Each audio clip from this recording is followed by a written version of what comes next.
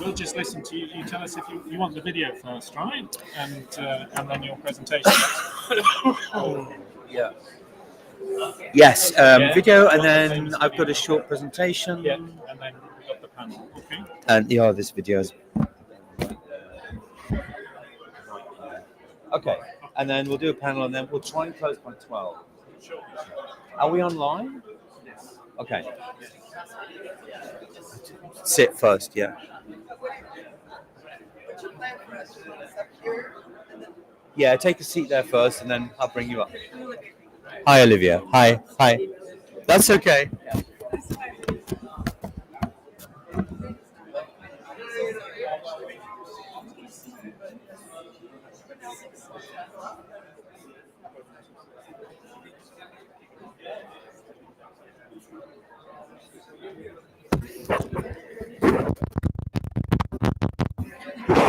Hello.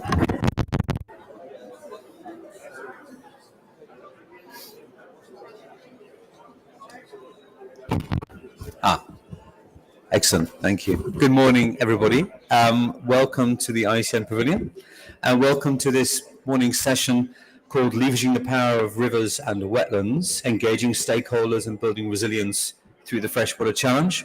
My name is James Dalton. I'm the Global Director of Water and Wetlands at IUCN, based in our headquarters in Switzerland. It's very good to see you here this morning. We are going to just make this session an hour long this morning due to some other commitments.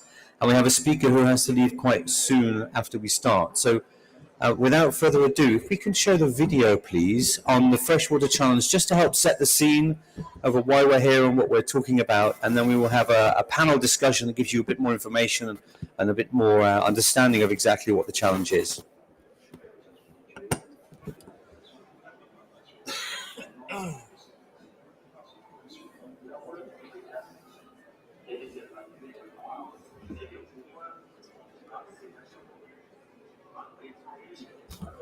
Nature loss.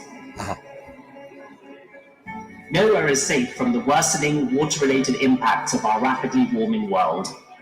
Historic floods, mega droughts, record storms, and wildfires. Healthy freshwater ecosystems are absolutely critical to global efforts to mitigate climate change. Peatlands, for example, are one of the world's most important carbon sinks, storing twice as much carbon as forests. Freshwater ecosystems are also at the heart of climate adaptation and resilience.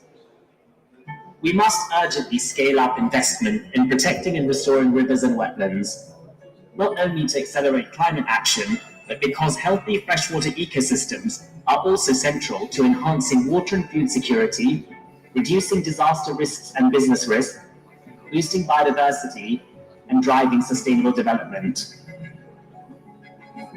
Which is why the Freshwater Challenge is so important.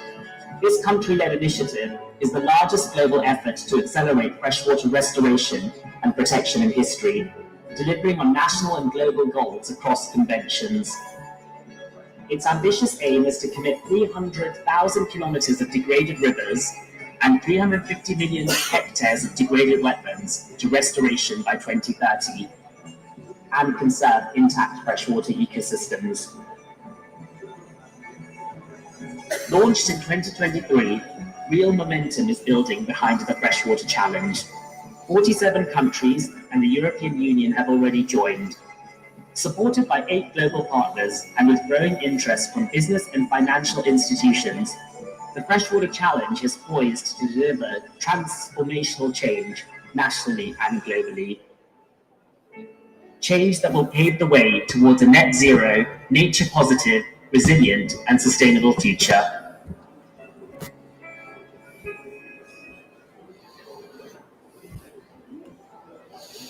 Excellent. So that just gives you a bit of an oversight over exactly what the Freshwater Challenge is. I'd now like to just show a few slides, if they can be put up for me, and then we'll run through those, and then we'll have a bit of a discussion on the Freshwater Challenge led by some of the partners. Okay.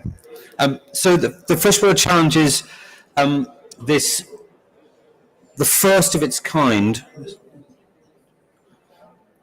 Sorry, I can't get my slides to work.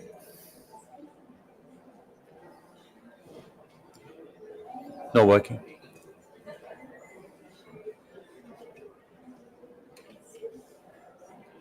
Okay. Very good.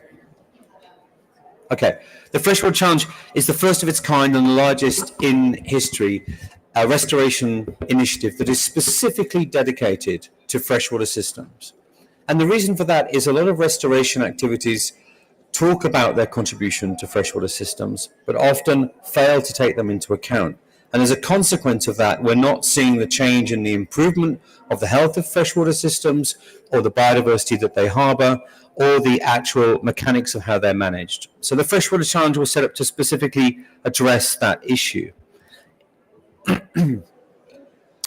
It also points out the fact that in many cases, we are suffering from loss and damage as a consequence of climate change, and that is through the medium of water.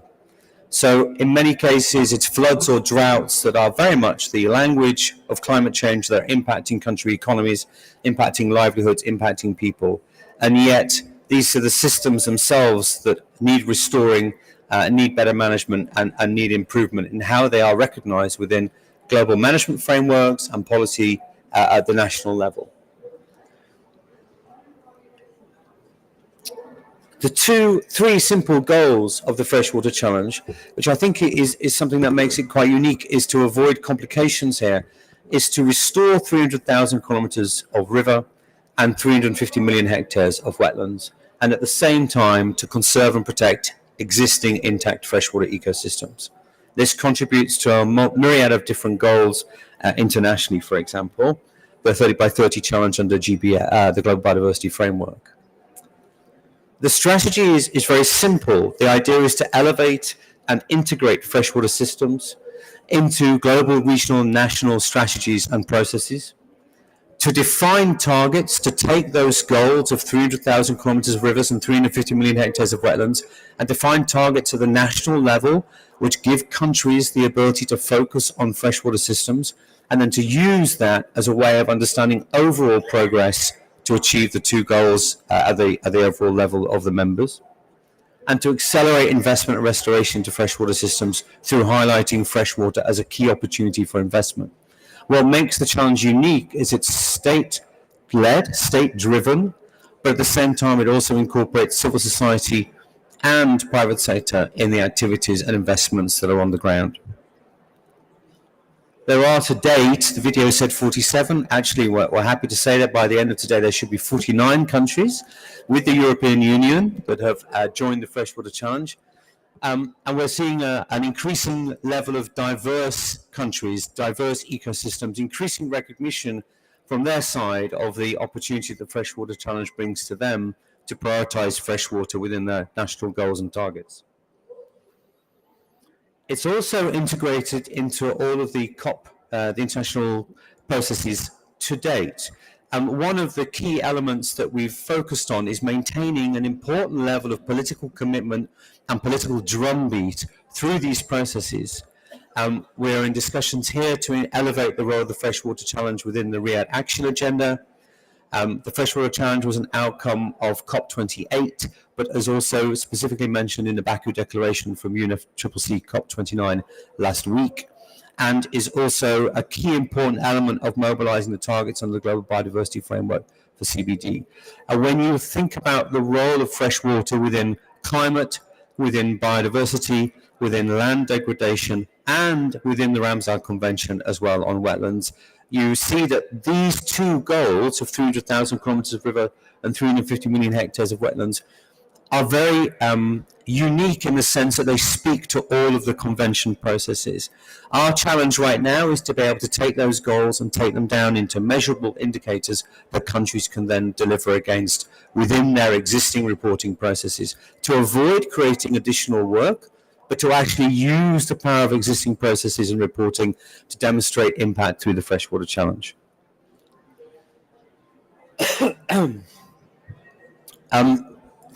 Right now, we're actually working with countries to invest the goals within their national planning process, so national adaptation planning processes, NDCs, national biodiversity strategies and action plans, and national land degradation neutrality targets. And UNCCD has been a big supporter of the challenge from the beginning, which we actually thank them for very much.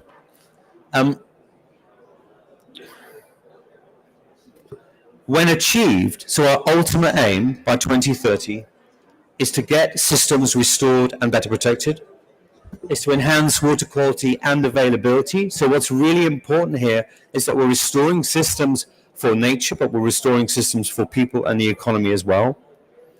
To promote resilient water practices to climate change, critical through these mechanisms of the conventions. To foster collaboration amongst countries, stakeholders, UN agencies, and different parts of civil society. So having and supporting countries to develop national processes that bring these stakeholders together so they can mobilize against the two targets themselves at the national level. And to support different levels of sustainable livelihoods and economic growth through that process. Critical, I think, is to match the systems where restoration is needed to the needs of people and to ensure that they are restored in a way that improves connectivity of fresh water within the national hydrological budget. The challenge is immense. These are large targets which generally we have not dealt with adequately as a global community to date. So the challenge is large. We know that many nations have the ability to deal with this, but also many do not. And therefore, an enabling coalition has been developed of different institutions, which you see at the bottom of the screen, ourselves, IUCN, WWF, the Nature Conservancy, Wetlands International, Conservation International, supported by UNEP, UNCCD, the Ramsar Convention, and FAO, to help countries to mobilize for these two targets. The challenges are there in terms of unlocking resources for the countries. We know that there are resources at the national level already. We know that there is capacity.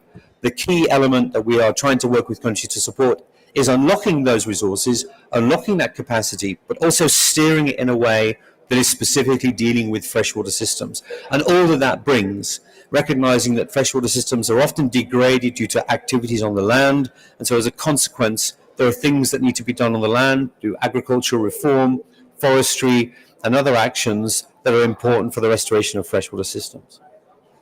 And then a lot of support on advocacy engagement, both to maintain the level of understanding of the challenge, to bring that drumbeat, to mobilize other countries to support that, and to build capacity. And so the challenge existing as it is now, it has a set of working groups which deliver on technical assistance, mobilizing resources, policy and engagement, and mobilizing the private sector to support the workings of the challenge as it continues to grow. So if anybody is interested in the room, online, who is interested in supporting the challenge or interested in becoming a member of that, there is a website and an email address, info@freshwaterchallenge.org. Please don't hesitate to contact us and to send an email to ask for further information. And if you're here at UNCCD for the next week or two, there are many members and partners who are here as part of the challenge as well. And it will also be at the World Water Summit this afternoon as well, where countries will explain a little bit more about what they're doing, and there will be new announcements from new members joining. So thank you very much for that. Now, I'm really not the best person to be speaking about this. I really want to talk to some of our members and our partners. So with that, I'd like to invite on stage our panel, if I can. Let's start first with Iara Bueno Giacomino from the Brazilian government. Iara, please, thank you very much. And then Christine Colvin from WF International. Thank you very much. Nicole Sink from the Nature Conservancy, one of our core partners. Olivia Urbanski from the US government as well. Thank you very much.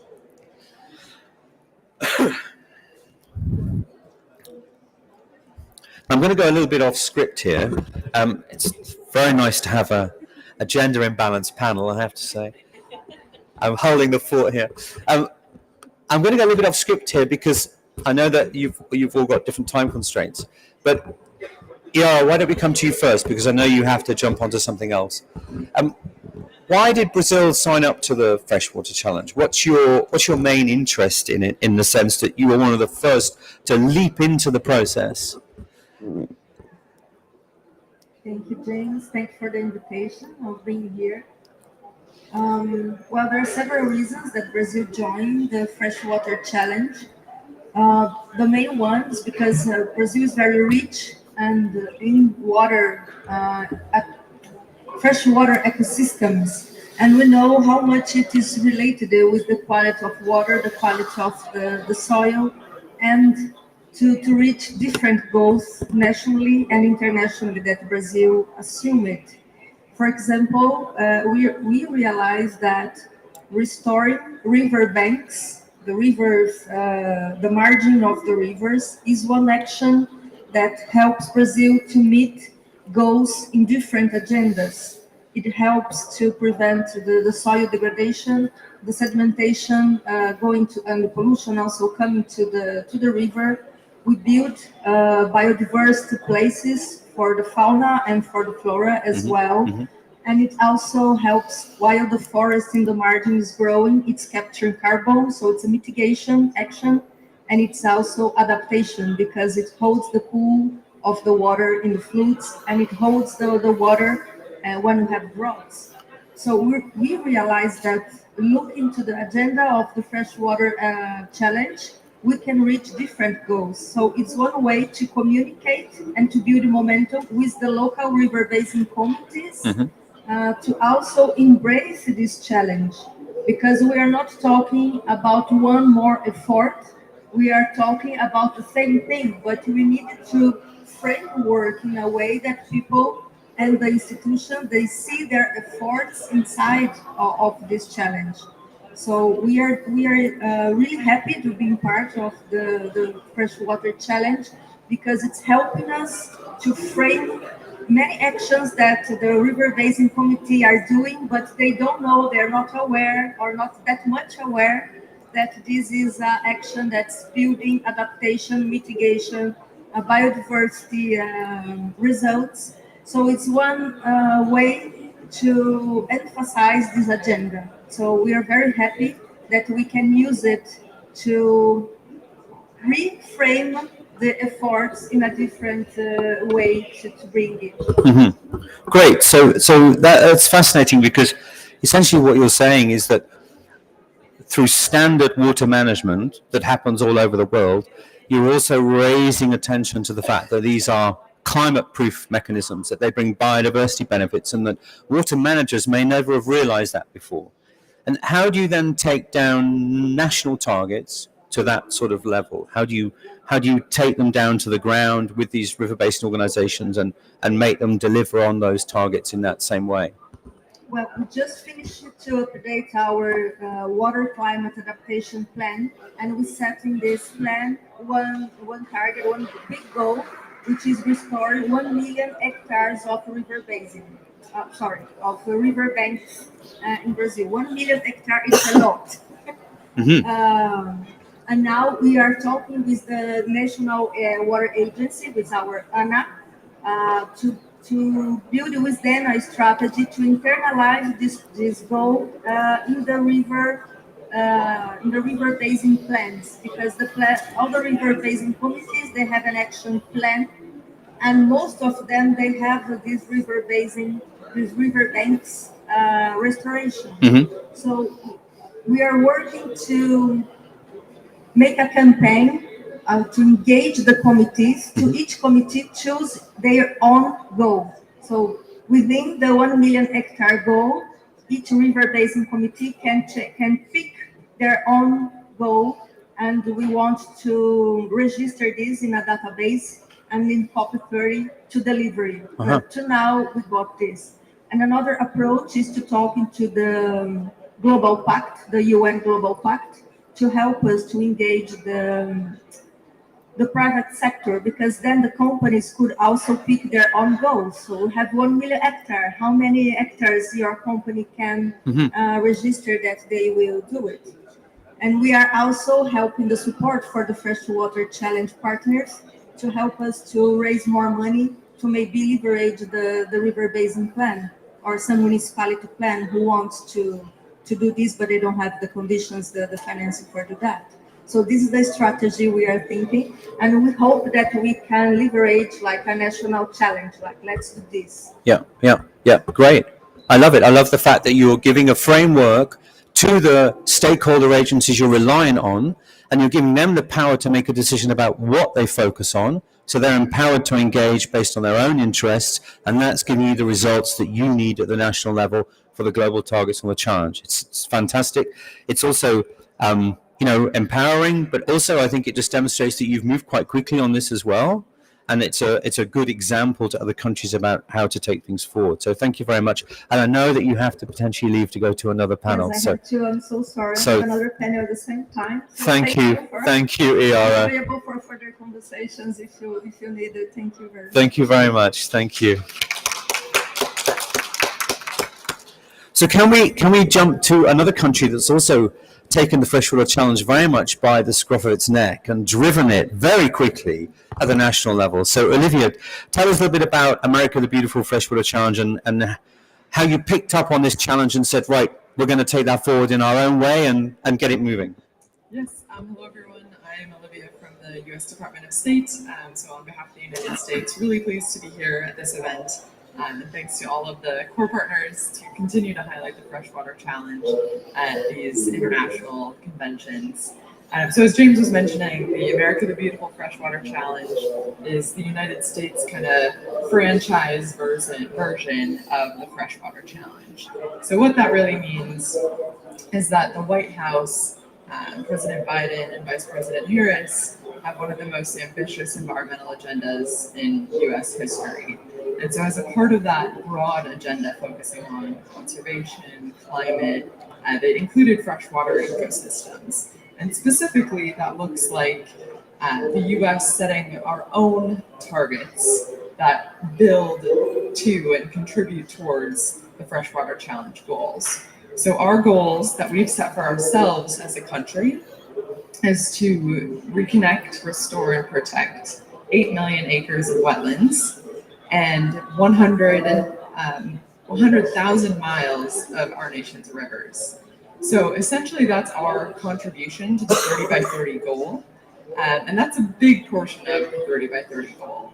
So what we've done with that America the Beautiful Freshwater Challenge is we've had those specific national targets set, and that allows our states, our cities, local governments, local businesses and communities, tribal communities, to kind of understand what the United States role in that bigger agenda looks like, and then kind of honing in on how we can help achieve some of those goals. So the White House actually has convened multiple summits at the White House, including those partners, to bring discussions together so that people understand what they are doing in their own communities, sharing best practices, getting a better understanding of how things are happening in their own communities so that they can apply some of those best practices or understand some of the different ways and opportunities that they have to protect those freshwater resources across the country. Because even though there are ecosystems far and wide that differ across the United States,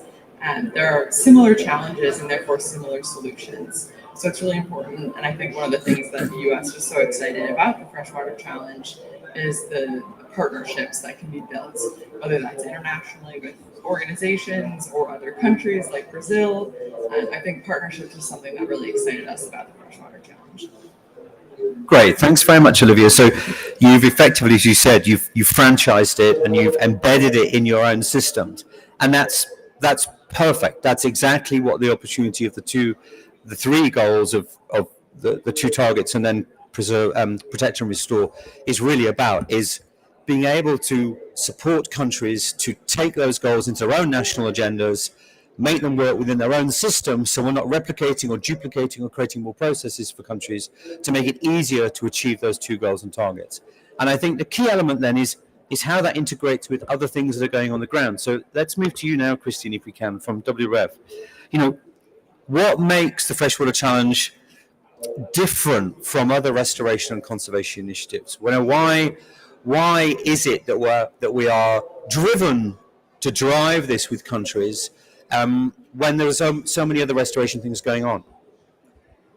Yeah, I think one of the real unique value propositions, as it were, for the Freshwater Challenge is this kind of linkage globally across all of our organisations, as well as the many different countries that are involved, with their different strengths and weaknesses.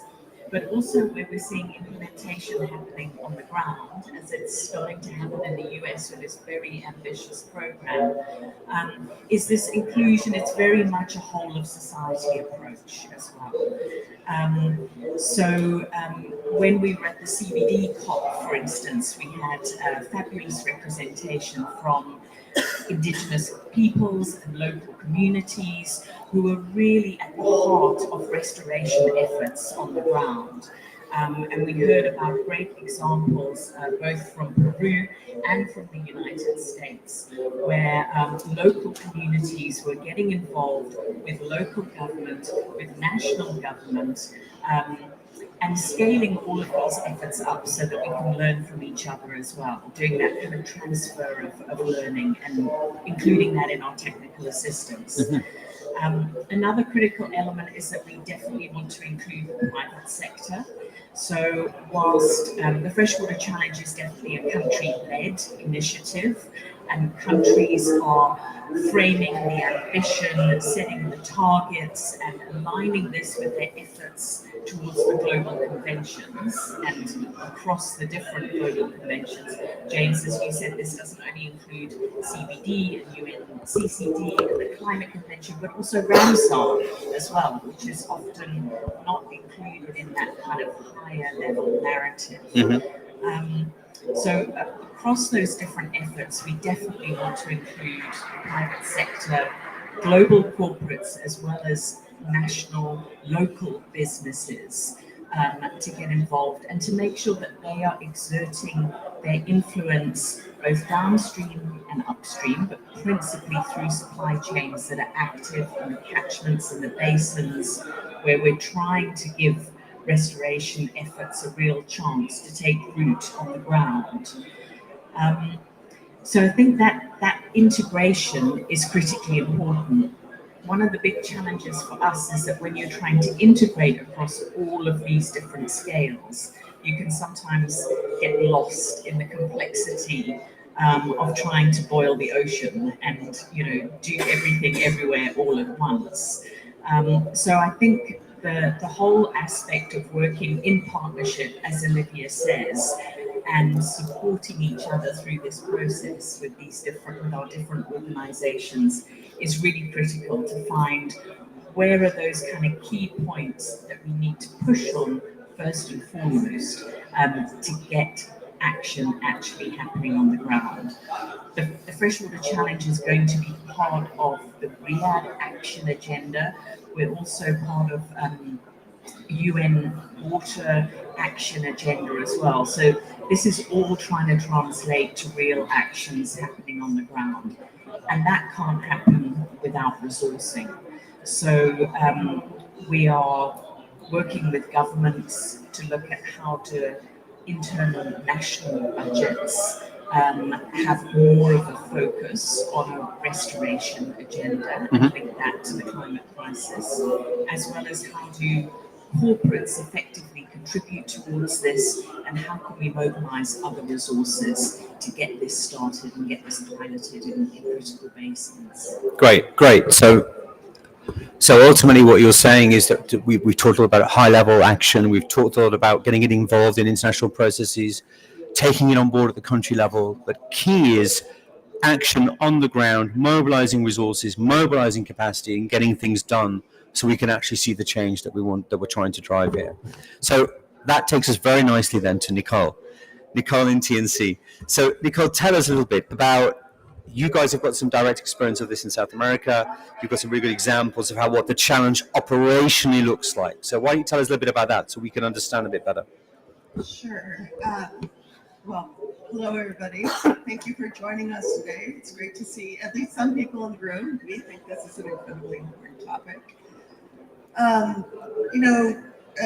From my humble perspective, having worked in water, probably like you, Jason, many of you, for a very long time in water is often invisible, and the challenges related to water are also invisible, or they're hard to see. And these systems are complicated because water is always on the move. You can't trap it. You can't put a protected area on a place and say, we're done. It's time to move on. You have to have the kind of collaboration that we've been talking about across the private sector and the public sector.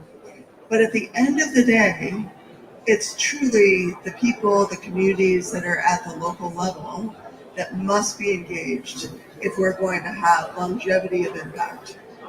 And sometimes it's really, really essential to begin with those communities and with those people, and to better understand the challenges that they face. So there are many examples of that, and I think you'll find in the conservation sector writ large, we're increasingly attentive to, well, what do the challenges look like from the perspective of somebody who's living in one of these watersheds or adjacent to a wetland or in headwaters that maybe have been impacted by climate change or energy development or something else.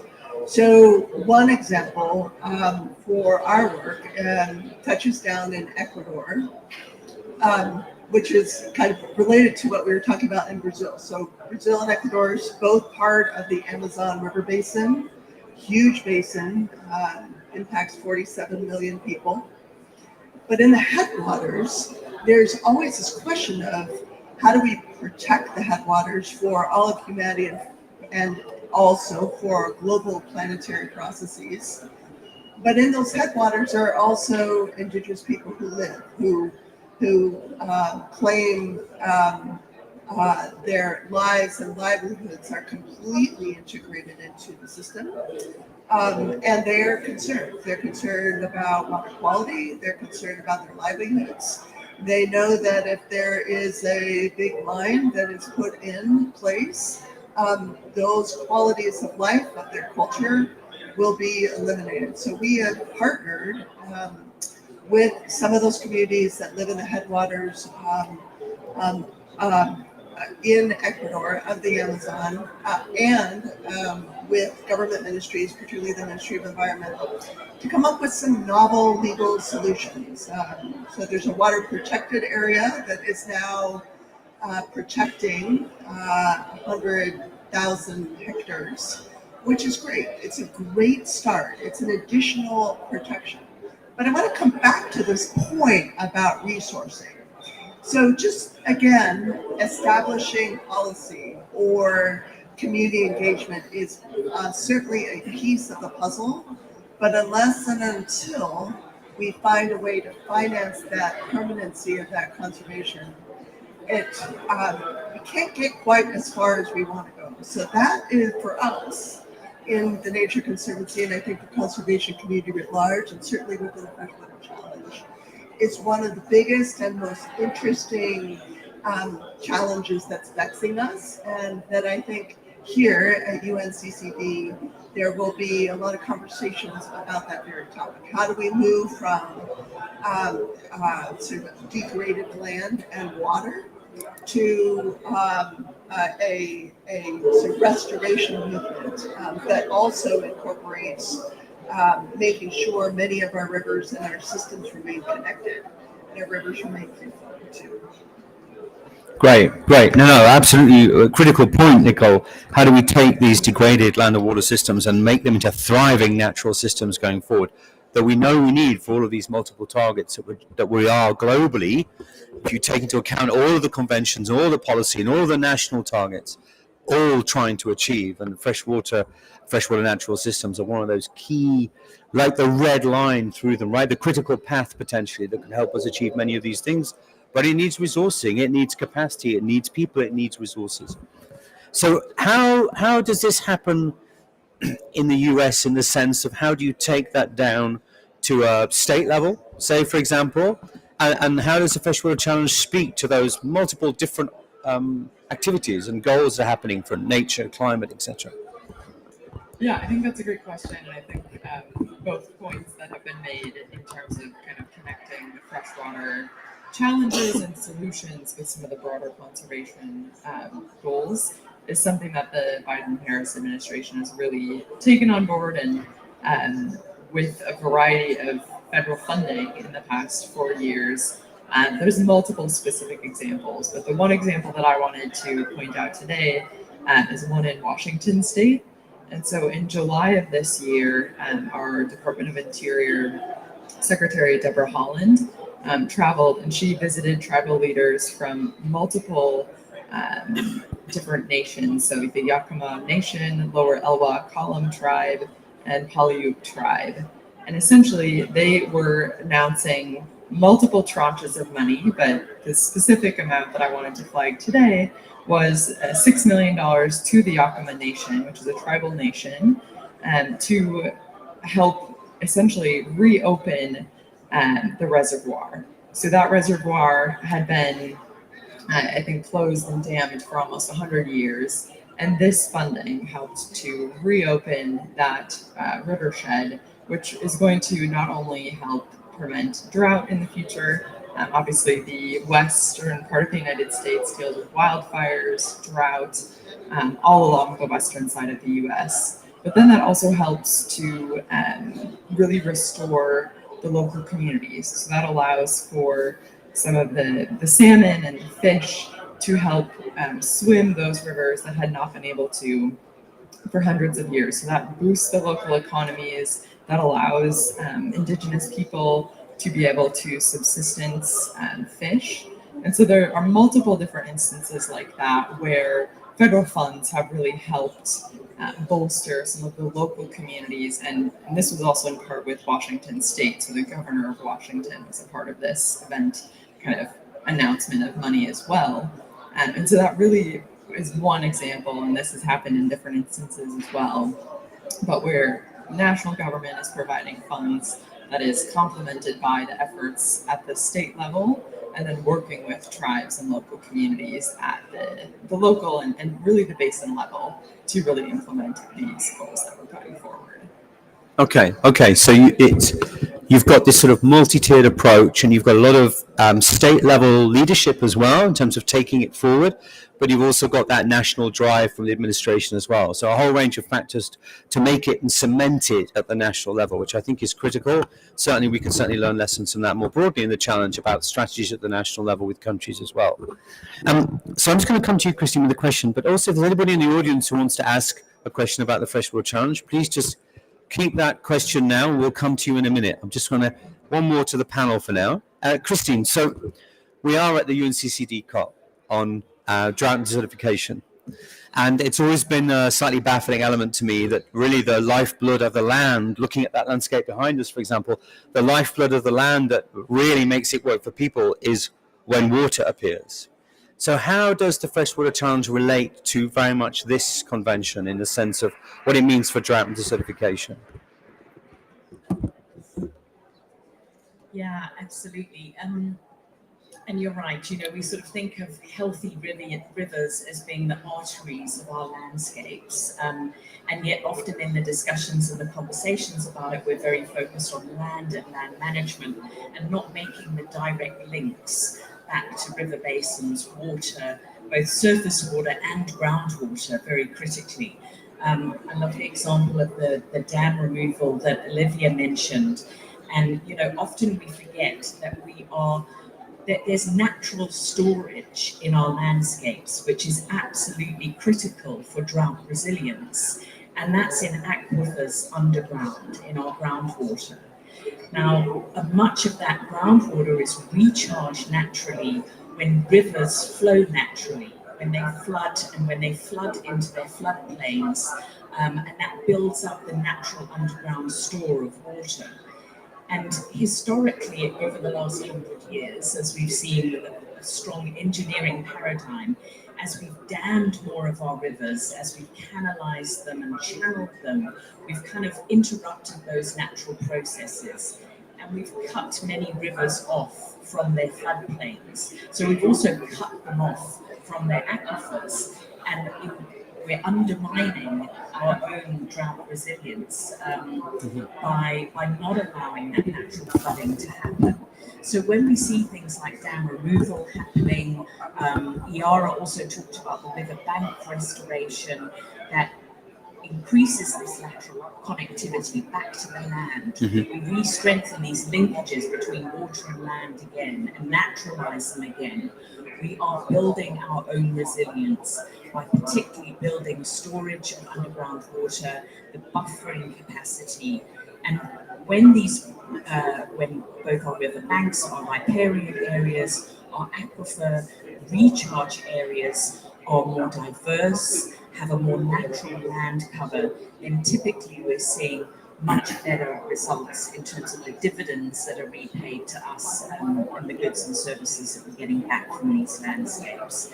So I think revisiting and making sure that we always keep in mind the water cycle and the hydrological cycle when we're thinking about land management, and how does management of both land and soil, of course including the carbon concentrations in soil as well, which link to water moisture retention, how do those relate to our water management?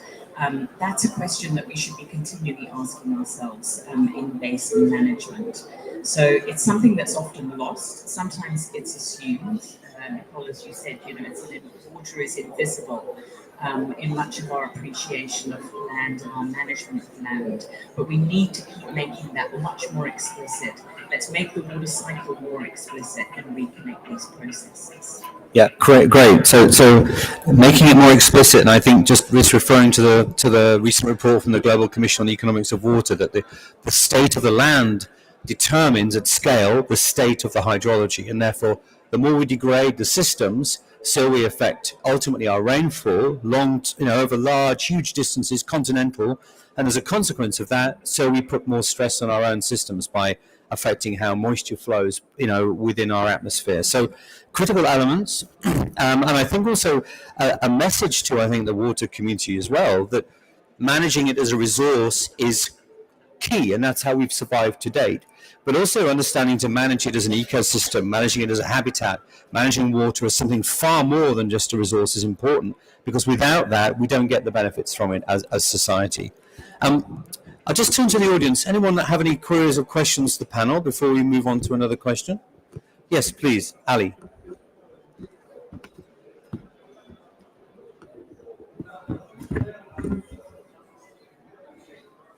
Yeah, thank you, James, for your distinguished panelist. My name is Ali. I'm the Water and Climate Change Program Manager for IUCN West Asia Office. Actually, my question to you and for the distinguished panelist about this initiative. We are thinking globally, strategic thinking globally, how we can guarantee and succeed to have this initiative, a promising and ambitious initiative, to be applied and succeed at local and regional level.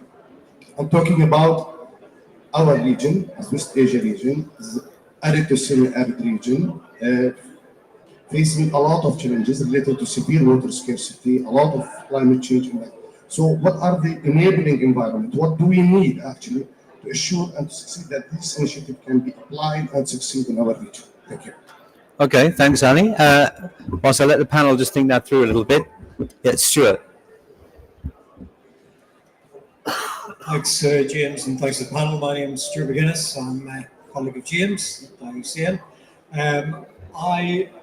One thing that I've heard a little bit, but I'd like to tease out a little bit more, is the governance and regulatory frameworks at national level, because so many of these actually that will influence the success sit outside the immediate water sector, and we've seen some situations, not least the four nations that James and myself come from, whose whole water system is a mess at the minute. So I'm wondering, and actually maybe Olivia, particularly to you, how can you do this in a facilitatory way? But I'd almost feel that this is a key issue before we actually get to the finance. We cannot invoke a conducive governance regulatory situation, then how do we actually hope the finances will flow? Thanks. Yeah, great. No, great questions. Okay. So who wants to tackle the one from Ali to start with? I mean, we are in a very challenging region for these interventions.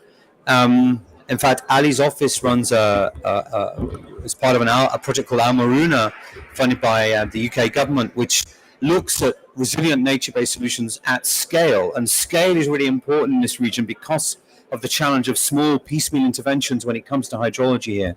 So I just wondered if anyone had any thoughts on that, because I think it is an area where the Freshwater Challenge could be doing much more. But of course, it's a different issue here than dealing with, for example, Brazil and the issues that the ERA raised, although they have dryland issues as well. Anybody want to tackle that one to start with? I'll give it a tiny shot. So I live in the western United States. I live in Colorado, a state that is on the edge of an area of our country that's incredibly water insecure and increasingly so. The question about like what can be done, I think it's very much about the incentives to how do we work together to think big. One of the bigger challenges with water is that we tend to think on this really, really small scale. So there might be a water manager in one part of the system. I mean, take any place in the United States. There are so many different agencies and entities, it becomes impossible. Yet we have to think at that scale to create the kind of impact you're talking about. So I think data can help us, and being able to really use spatial analysis to show where do we invest, what's most important, and how do we get that governance right? Because I would agree completely as well. The governance needs to be in place, but it also needs to be incentivizing the local action. Like local action is so fundamental to success in any of this. My 2 cents. Great, thanks, Nicole. Do you want to add to that, Christine? Yeah, just a quick add-on to that, because you were asking about, the enabling factors that are really critical, and of course we know that enabling policies are really critical, as well as the enabling finance. And I think that we sometimes, we're very focused on long-term objectives here, particularly linked back to the UN conventions, but we shouldn't also miss the opportunity of crises that are playing out in our regions right now to accelerate that adaptation. And that's something that I think we saw happening quite effectively, for instance, in South Africa, another drought-prone area of the world. When we experienced the mega drought in Cape Town, which ended in 2018, that was a real trigger to adapt water and land management, and particularly to start focusing much more on nature-based solutions, the conditions of the headwaters, how effectively are our aquifers being recharged, how much alien vegetation is using up water in the catchment. Water that previously, if alien vegetation is using a small percentage, let's say 4%, that kind of got lost in the calculations of water security prior to the drought. But when you're at the end of a mega drought, that remaining 4% could make the difference between making it through to when the rains finally come and not. And so I think using the opportunity of crises to accelerate policy changes in particular, when we're really feeling the impacts, and for all of these partnerships to work really closely with governments at that point, is, you know, really the chance to kind of put our foot on the pedal and make this transition happen in a much more effective and meaningful way. Thanks for a great question. No, I mean, it is a good question because it does link to the point that Stuart raised as well, that about building resilience at scale is about multiple partnerships, and that includes not just technical interventions, but much more about how your policy frameworks work together to build resilience rather than against each other. I mean, that's one of the reasons why we've taken the Freshwater Challenge to all of the COPs, to harness the synergies between them, and that opens up conversations with a wide range of different stakeholders and therefore different ministries and different regulatory frameworks. But it's a very good point, Ali. And then to Stuart's point specifically, Olivia, do you want to tackle that one? I mean, you guys are living and breathing it. Yeah, so I think to just try to answer your question.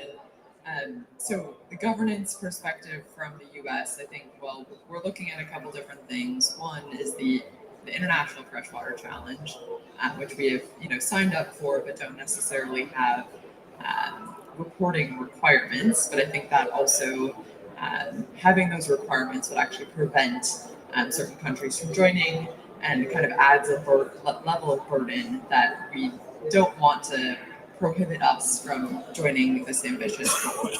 And then at the kind of national level, I think similarly, the way that the White House has kind of set up the America the Beautiful Freshwater Challenge is that there are no reporting requirements right now.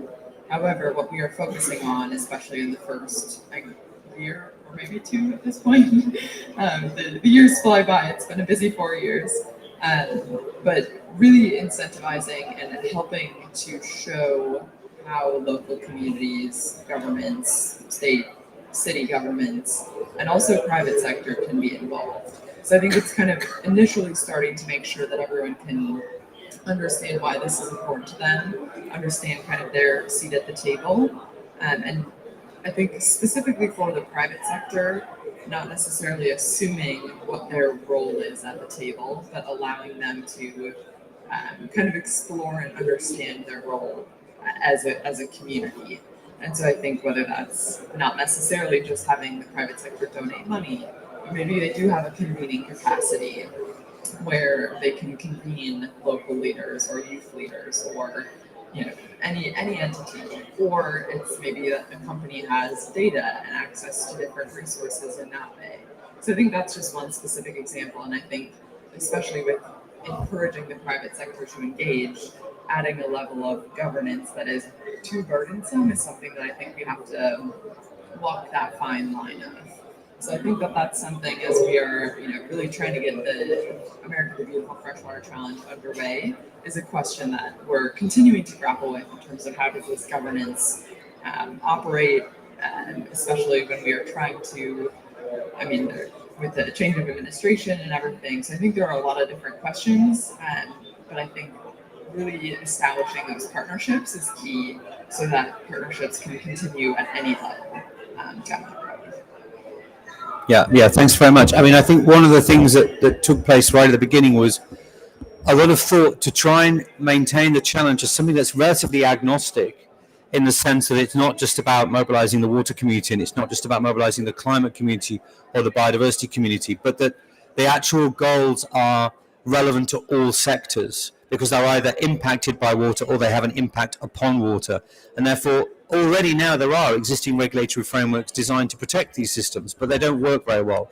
So I think the key challenge is, how do you mobilize resources to protect and restore, but how do you also then mobilize resources to invest in improved regulatory capacity, improved monitoring, and slowly raise awareness? Because we know full well that there is an awful lot going on to restore these systems. It's just we've never asked the right questions. We've asked for, what are you doing on restoration? Oh, we're restoring X million hectares. Okay, but how much on water? And how is water benefiting? And how are you using water in your restoration challenges? And those questions have never really been asked. And when you ask those to countries, they say, okay, yeah, we need to find that out. Or we do have answers to those questions, but we have nowhere to share that information. We've got no framework to put it on the table and say, this is what we're doing. So I think that the design was very carefully crafted to maximize that cross-sectoral opportunity and not make it very specific to water management, for example, because that's only really, as you mentioned, the situation in the UK, Stuart, the water managers are responding to a regulation. If regulation's not working, then there's a problem. Anybody else, any more questions? I have one more for the panel, but anything else? Okay, let's just go quickly then. So you've all got tools and tactics and approaches that you use. I'm looking at you first, Nicole, because of TNC's pretty much world famous for its work on water funds. So how do these, as sort of parts of the toolkit, how can they be used to support the goals of the Freshwater Challenge? Yeah, so we've done water funds all over the world. We're known for doing water funds, which are an approach for the beneficiaries of good water management to pay for the upstream or watershed restoration efforts. Wonderful example. We have a Nature for Water facility that is making that tool more broadly accessible, and that's wonderful. I think an additional piece of this puzzle for us as an organization is that in the last 2 years, we've prioritized our freshwater work more generally. We now have projects in 379, we have 379 projects across about 42 countries. It's really, really substantial. And we are tracking progress between now and 2030 of how we can get to our own goals, which are a nice piece of the freshwater challenge of conserving 1 million kilometers of rivers and 30 million hectares of lakes and wetlands and floodplains and deltas. And there's a lot of scientific work behind that. So in each of those cases, I think that's key. How are we going to measure? Who's measuring? Is it accountable? Yeah, great. That's great. That's critical. Christine, anything to add on that? Yeah, I think also looking at how the sort of systemic challenges that we face. I mean, we know that there's not enough money basically going into restoration, both land restoration and catchment water restoration. So how do we redirect financing and subsidies to make sure that we are really meaningfully making that transition to a regenerative economy and moving away from the traditional extractive and exploitative processes. I think looking at those systemic challenges is really critical, both from a financing perspective and from a policy perspective.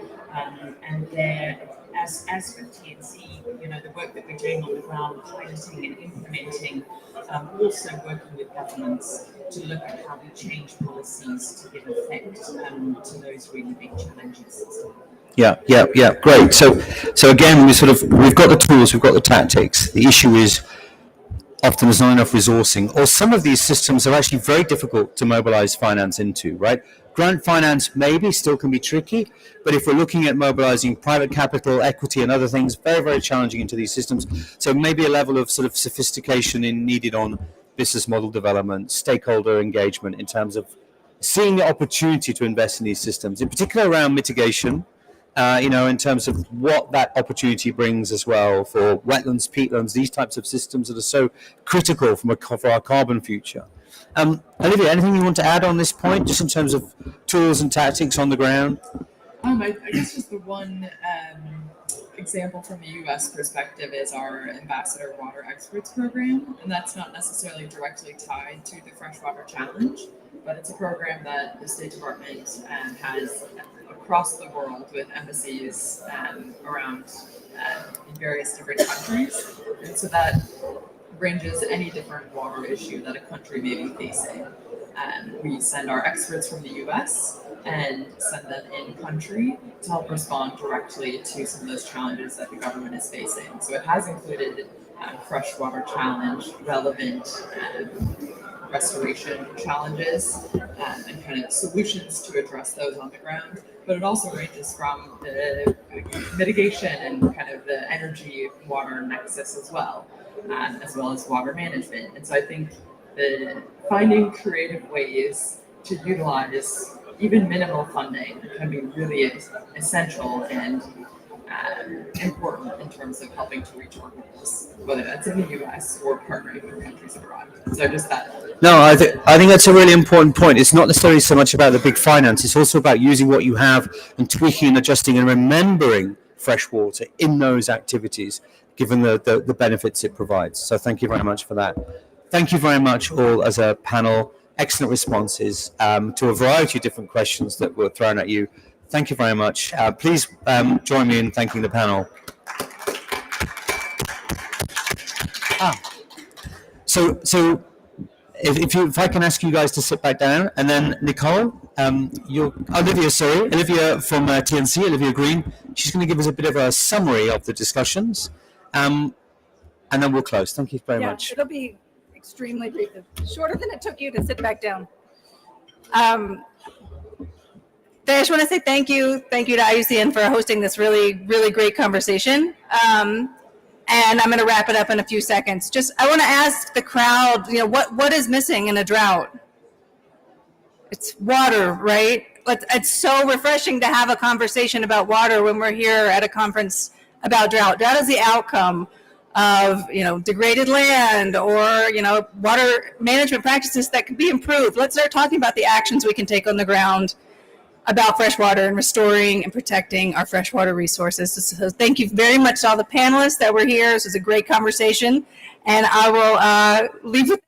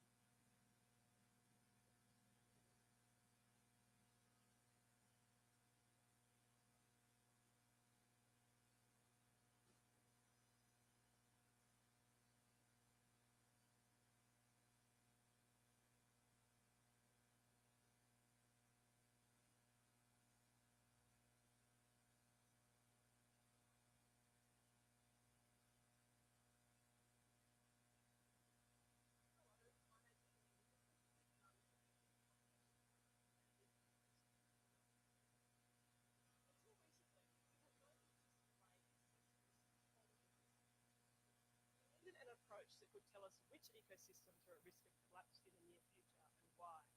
We also wanted it to tell us which areas need protection and which should be restored to support the great diversity of species and ecological processes. We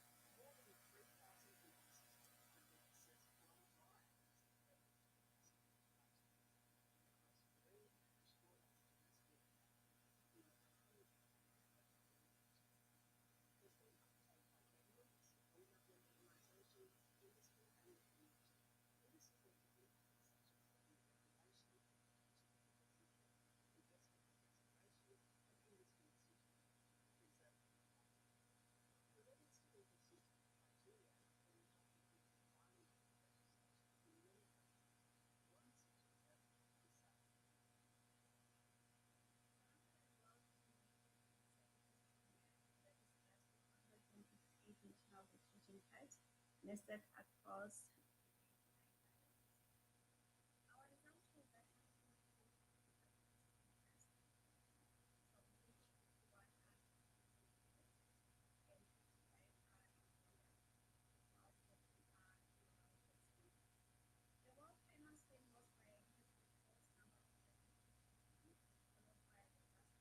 and savannas.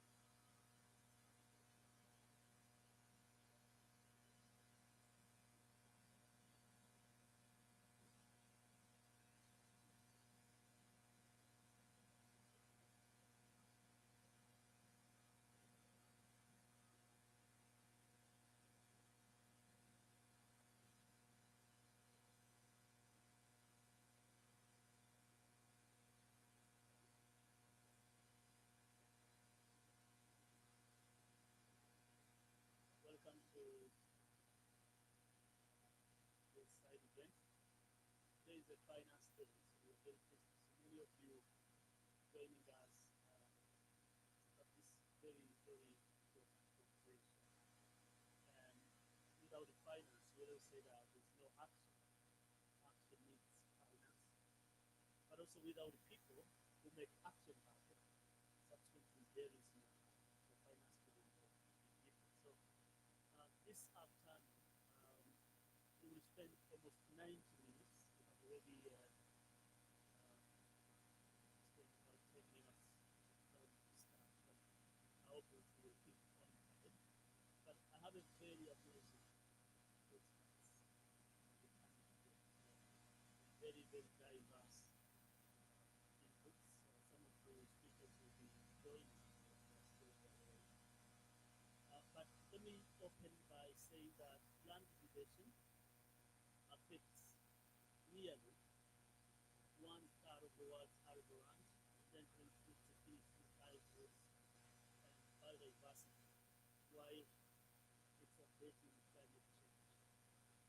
Of course, there's always hope whenever there's a darkness that the light will shine.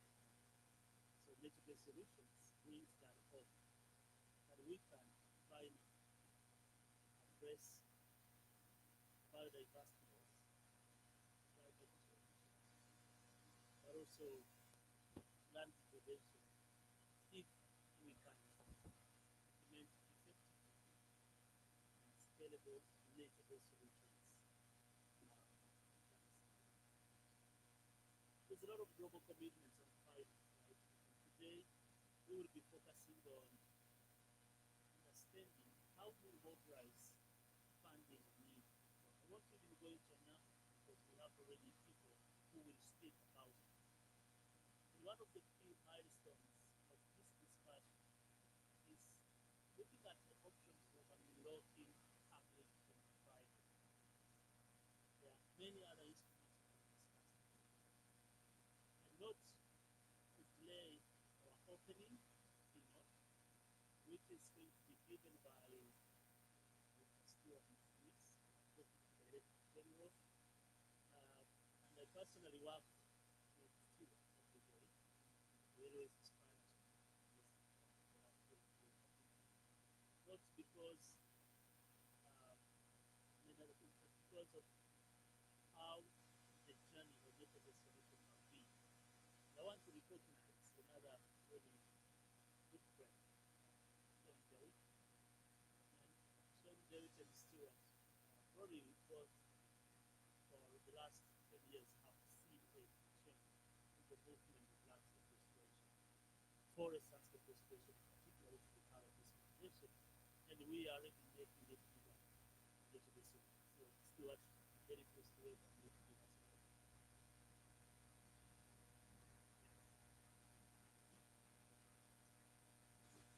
Very much, Charles. Welcome, which I think deserved. I will start off with an apology. I'm going to begin this that's why Charles calls me Bungy Boss. I bounce in and bounce out. So that's the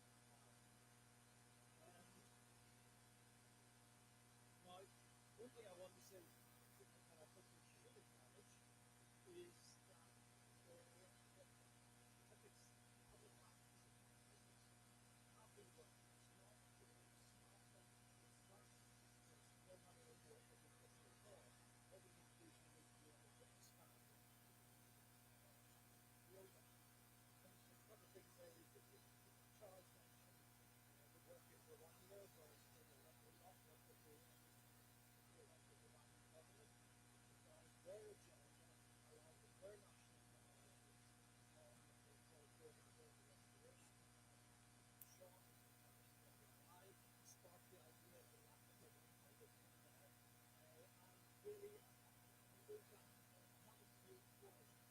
And if it moved forward, the governments will have to increase their investment spending from 6 billion to support that.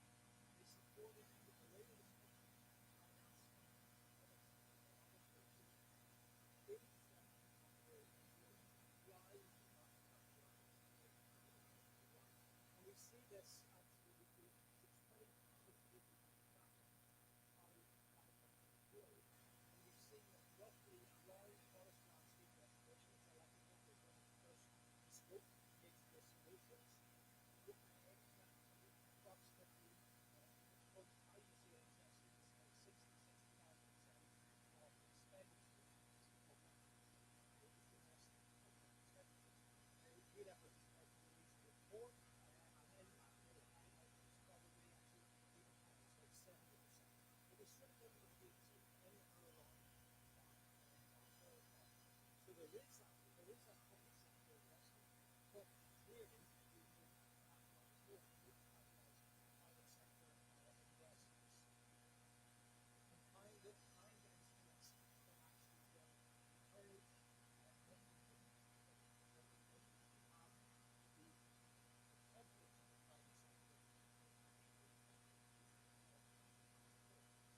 To do that, I think one of the things that was highlighted that is important is that the private sector needs to be making sure that they are investing in credible network practices. We do know there are risks that some interventions that claim to be digital solutions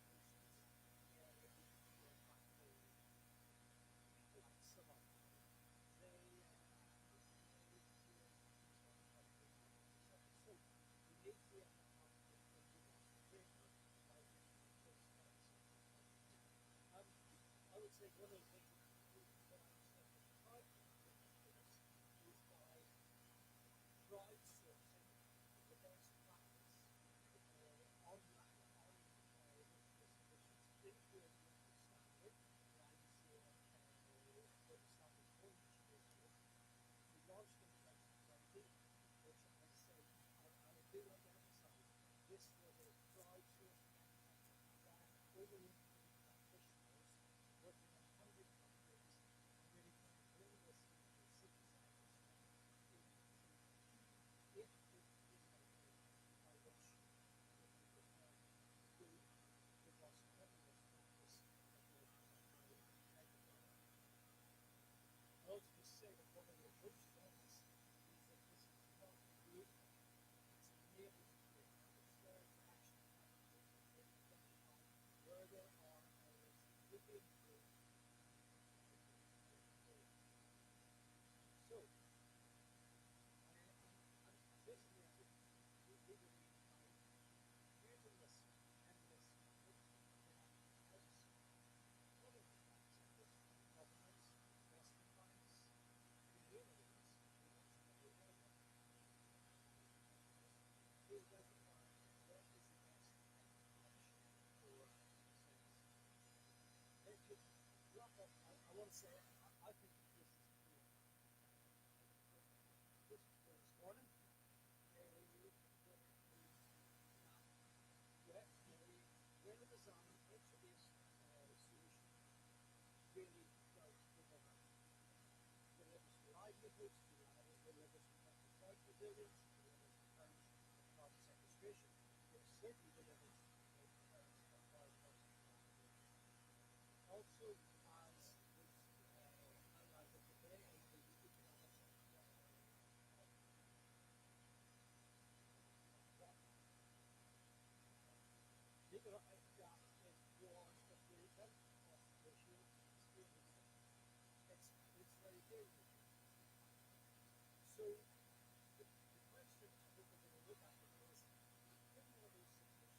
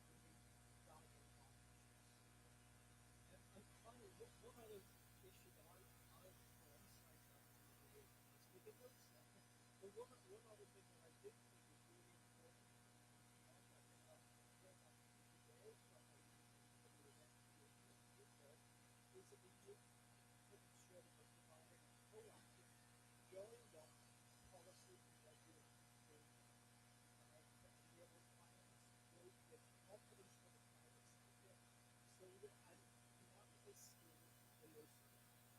There are definitely let's discuss here. This is Caroline, Canada here, and we made the most elegant saying that,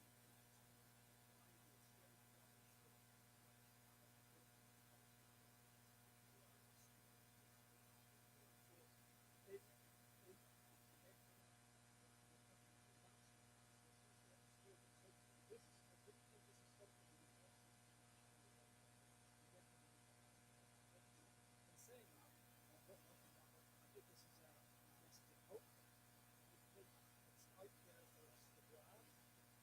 It's that we have the proof of concept, we know it works, we know the benefit contribution works, we know it is something that actually also has to be driven from the bottom up. We know that there are partnerships out there in connection with that. So now actually really what we can do is analyze other issues in with that, I will wish you a good meeting. My apologies for my boss, and I kind of split myself in two when I do it next time. Have a great, and I hope you have a very, very productive day.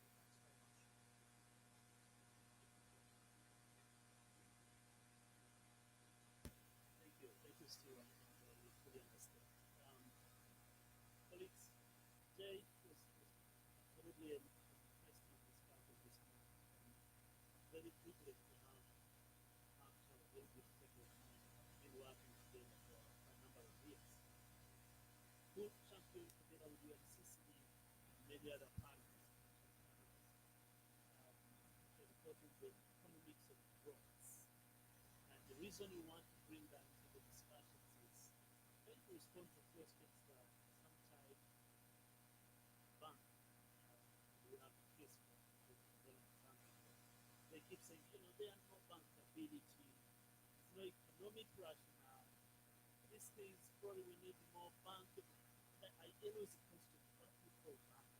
So the economics of land liberation, the cost of return on investment, still the cost of avoided cost, the cost of action versus cost of inaction, they are very, very clear numbers. So I'm very pleased to welcome Mark to share more details findings that will open up to a panel discussion in more detail.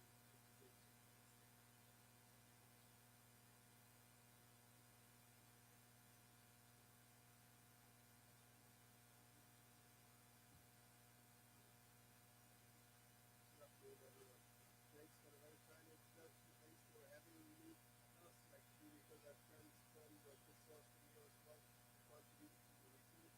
Thanks for having us. Just through this kind of documentary rollout is one of the projects.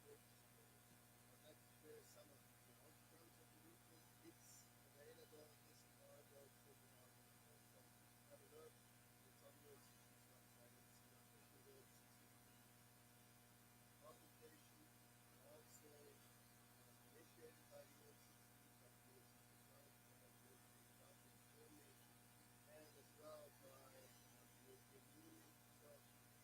So I can show you a few of the main messages, some of the numbers, the things that we pointed out already, and things to it as well. With this report, we hope to contribute to that narrative there that it pays off to invest in security. The report was a bit of a labyrinth to maneuver through, very interesting terms and concepts as well, because that might have said that there was some need on the focus of the report. And the focus of the report was and is now on nation-based and rightly so, because these are effective, efficient solutions with a very good cost-benefit ratio. The main message is it's good to invest to make things good.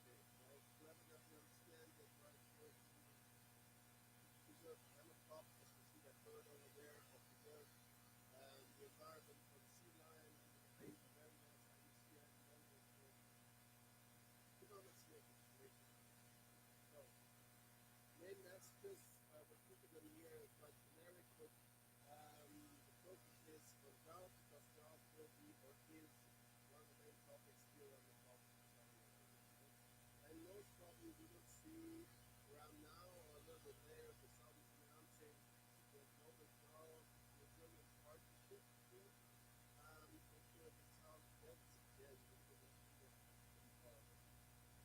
I'm not aware what the amount is, but I was hoping that it would be substantial and it would enable all the partners, partner countries of UNCCD, to start investing into drought resilience. Open for external expertise as well. So we all get involved in that process. Right? And I think this is an indicator for increased interest in the topic. Increased awareness of the topic of drought, increased emergency of the topic of drought.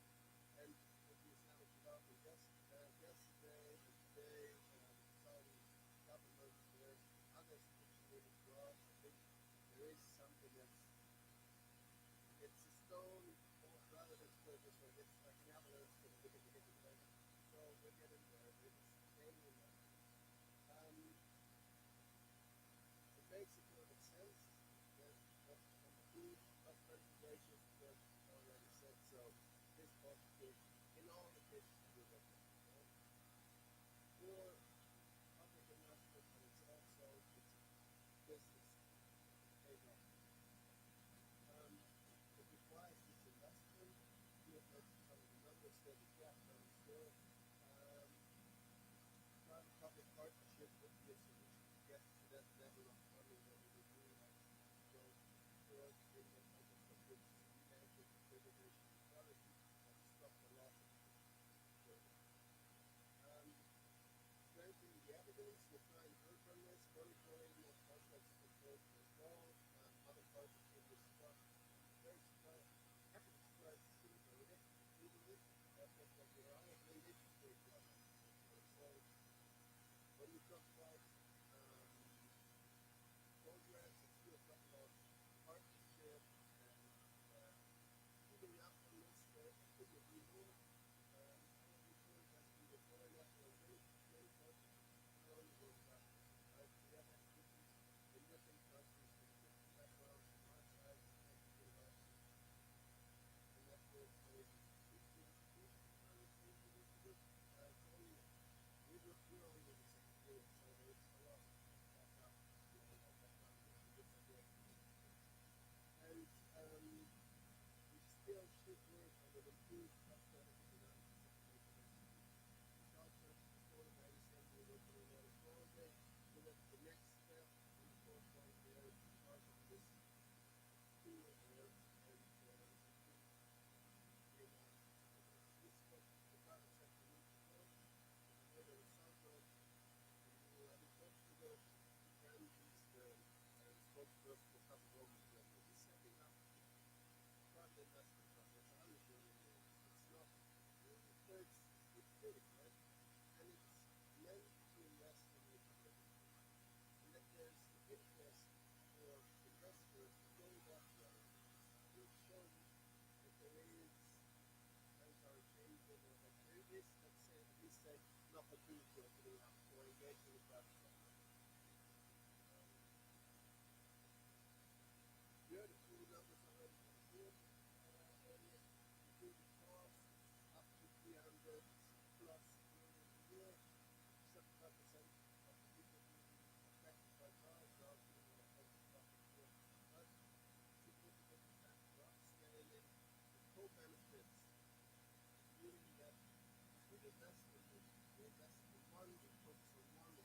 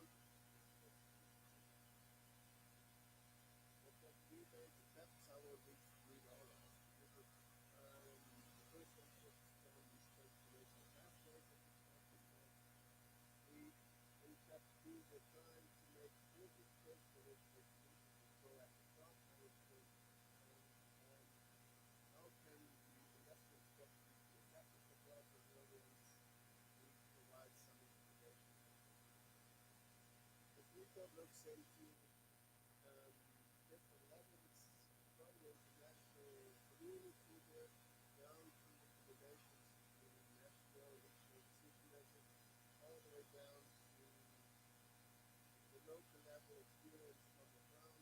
This is, you'll see a little bit later, where we had experience included from all parts of the world, colleagues from Australia being with us, indicating that, and with case studies from Spain, for example, that it's not only the towards economic, say, developing countries who suffer from this, but everyone, it's a global issue, too often people discuss not include how to we looked into not too fast, that's not the much, but simple water aspect of course, plant conservation, habitat, species diversity. So this process of all three of the dimensions, of course, then the big merger, the big opportunity actually for carbon sequestration, biodiversity, food narrative, crops, land, people, etc. And our approach is a capability approach here. The last is being income guarantee, and that there is also the additional benefits of climate, nature, sustainable development. And very, very important actually. It's got to be bottoms up. We heard this before here as well. I think we were strengthening the communities, enable them to do this, strengthen their voice. Enablers to upgrade, upscale, develop. I'm always coming back to develop because this is our narrative here, but of course it counts everywhere. Always. The food rights rules, it's just the residents to invest in also if you want to transparency in that context there. Numbers here, I've taken some from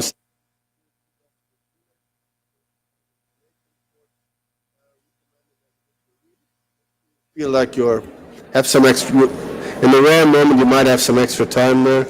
And this financing gap being the basis for us to recommend redirecting incentives, funds that are currently more damaging than doing any good to nature-based solutions there. But I won't read all of this because I have like 2 minutes left. We've had in, besides the specific case studies contributing to this report there, work from ELD in a number of countries we've been doing. And just quickly, cost ratios, again, Stuart mentioned this, with between $1 and $27 or whatever currency we're looking at for every one single dollar being invested there. So this is a no-brainer, actually, I think, to invest in there, and this is strong arguments that come out of these specific cases. Of course, it's not always that high, and there is no like silver bullet for all cases, but all over the places where we looked at and where we worked with our partners, it's been a positive outcome there. Important is this true complete accounting or total accounting of costs and benefits. This has to be improved. Groundwater management, we worked with colleagues in India who are doing a great job there, but this is not always the case. Data management systems, again, talking to institutions like WRI or others who have great expertise there. And pooling of available databases is needed. Just again, making the case that this is a joint effort. We need to partner up on this. Here you can see a quick look into the countries and case studies. They are quite diverse in their approach, of course, also where they hail from, where they come from. But this shows the diversity of the nature-based solutions, of the challenges we're facing also in the context of nature-based solutions. Mainstreaming that into the report was a bit of a challenge, but yeah, it shows the variety of challenges, but also opportunities we're facing there. So once again, quickly, all these guys here have been contributing. The Malone Institute sitting right between, right next to us here, and thanks for the opportunity. I'd like to invite you all to have a look into the report there, or at least into the executive summary there, and we are easy to grab. There is a website. If there's any questions or any interest in getting hold of the expertise that we can pull, please don't hesitate to get in touch. Thank you so much. Thanks, Charles. Thank you, Mark. I always get the same questions when I speak to investors, and I think we need to challenge that. It's no longer about it's not investable. It's about saving people's lives and saving economies, saving the ecosystem that we all depend on. So shouldn't be questioning what shouldn't be questionable from my point of view.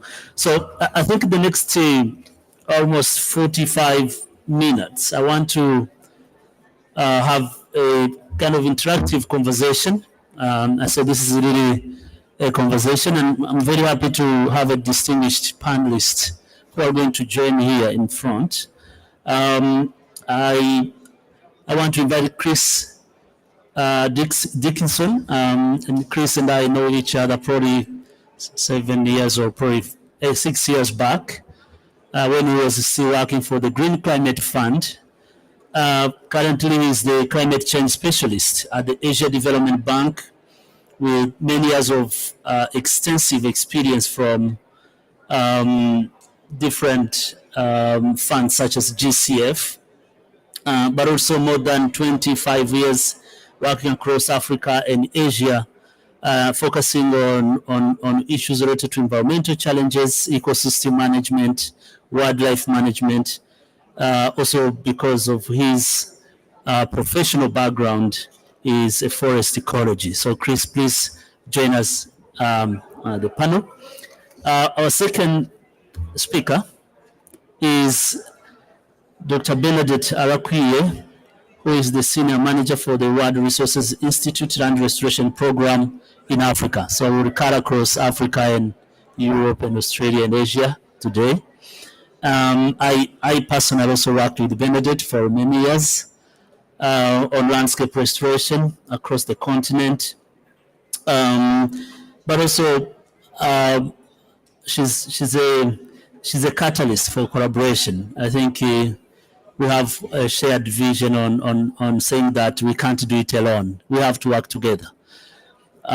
We have also Dr. Muhammadu Tunkara, who is the Regional Director for Green Growth, Global Green Growth Institute, an organization that is cutting the edge, transformative way to bring nature into development. So green growth generally.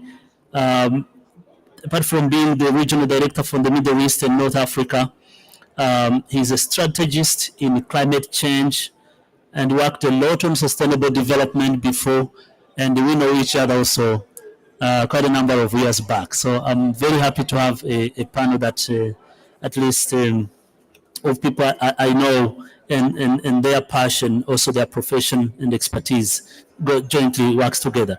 Now we have GCF that was supposed to be here, so a colleague from GCF hopefully is going to join whenever he's able to join. But I want to make sure that this is going to be interactive. So Mark Shaw is also here, who is the director of the Economic Solvent Delegation, the Secretariat, and will remain.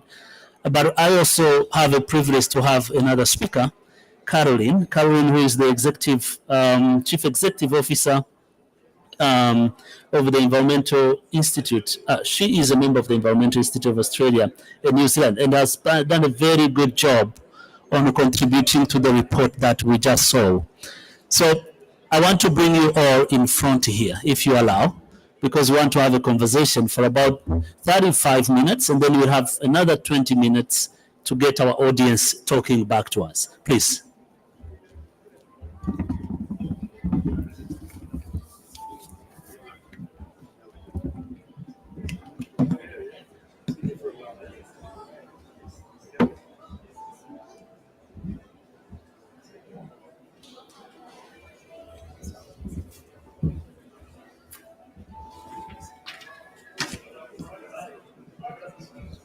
So, so colleagues, how about starting by giving optimism and hope that the issue of finance, yes, it's there, but actually a lot is happening.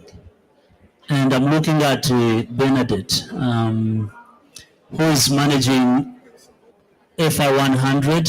You will talk about that. The reason I want to start with that hope is that I don't want us to be desperate in this COP. There's already a movement of communities and investors and stakeholders that is already acting to reverse land degradation, to implement and scale up effective nature-based solutions. And Benedict, we absolutely look forward to hear what's happening on the continent in Africa with TerraFund and many other instruments that brings finance to local communities. Thank you. Thank you so much, Charles. And I like the way you framed that because it's actually changing the flow of ideas I had in my head. I love the framing around hope. And indeed, hope is what we have seen when we were working on the TerraFund for AFR 100, which is a coalition of partners, talking about partners really that believed in this vision, in the opportunity that restoration provide in reversing land degradation on the African continent.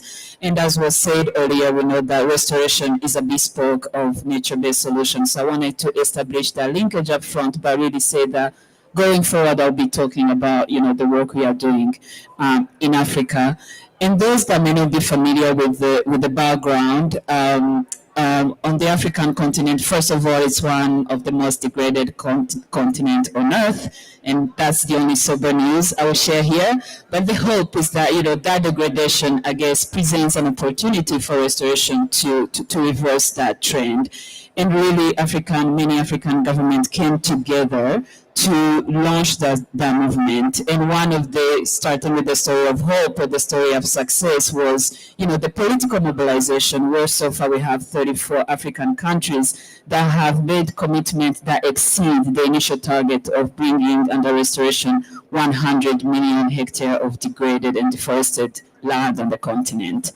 And then the question becomes, how do we finance this, like Stuart was saying earlier? And our work at WRI really has been looking at, not only the finance, but strengthening that enabling environment, but really figuring out how do we then get the money, the funding, and the resources closer to the ground where action takes place. It's also important to highlight that in Africa, 70% of the land is managed by community. So finance that does not recognize those realities is likely to fail on the continent. And that was really one of the observations we made in the existing funding models, where they were either too large for the communities at the forefront of restoration action to access, or too small for them to use efficiently. So now I'm talking about maybe the SACO and the microfinance that we saw on the continent. So we set out to establish a financial instrument that recognizes those realities and empower restoration communities that, are this morning they were telling us where the seed meet the soil. It's no longer where the rubber meets the ground, it's where the seed meet the soil. And we have a privilege and an opportunity to have some of them in the room, and they can speak for themselves. Really wanted to make that flag as well. So in terms of hope, maybe if I can again share briefly the story of TerraFund. We set out to finance the top 100 restoration project on the continent. And we weren't sure how many we were going to find out. We sent call for proposals, and we're looking for, restoration, community-led or businesses in the restoration spaces that really need that funding, an envelope of $50,000 to $500,000, because we felt this is a good envelope that can really, we can tailor to the communities. And interestingly, again, speaking of hope, in less than 2 weeks, we received 3,200 applications, and we're looking for 100 project to fund. the team went crazy, a lot of sleepless nights, figuring out how do we really recognize the most shining solutions out there? How do we be fair in our selection? So we've developed a set of criteria on how we funded this restoration project. It's all documented. I can share it later. But yeah, we ended up funding the first top 100 project, which really helped us start to understand who is out there, what are the restoration solutions they are bringing on board. And from there, though, we learned that, and as we know, for restoration to be more effective, we need to start, being more targeted, being more focused in certain geographies, so that we can demonstrate, this is achievable, talking about proof of concept, and also work on documenting those lessons that can inspire other actors or other partners in this movement for replication and scale. So our work really has, in the last year, shifted to 3 key geographies within AFR 100. We have the Ghana Cocoa Belt in Ghana. We have the Great Rift Valley in Kenya, where most of our champions are coming from again. And we have the Lake Kivu and Rusizi River landscape that is transboundary between Rwanda, Burundi, and DRC. And in those geographies, people are starting to call them living labs. We are really, digging deeper, trying to understand how do you implement restoration efficiently? How do you finance restoration efficiently? How do you meet people where they are? How do we really reduce, some of the burdens that we see with the finance instrument that limit the capacity of certain communities to access the funding, while we know that at the end of the day, they are the ones that hold the solution. They are the ones that have been working with the land the longest. And they are the ones that actually will remain within the landscape and are likely to help us maintain those restoration projects so that we don't keep in that cycle where a project starts and it ends and it goes with all the investments that were made. So we really believe that supporting locally led restoration efforts is key in the African continent, and we've seen lots of stories of hope around that.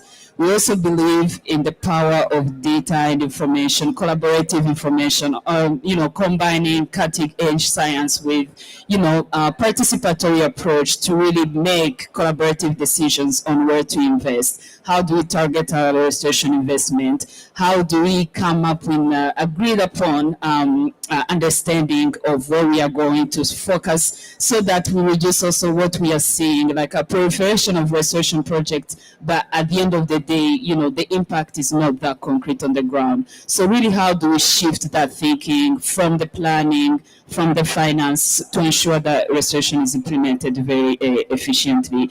I think that's another area of hope that I want to share.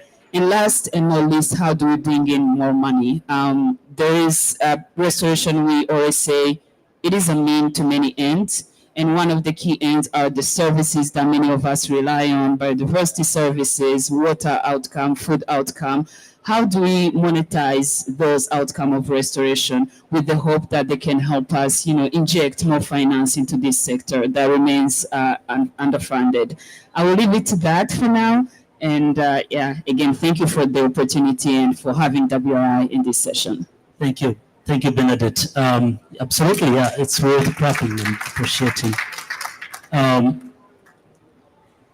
It's a good start, right, Chris? If we start from the bottom, and we are talking about a scale, we are talking about public money, we are talking a mixture of private money, and we have you.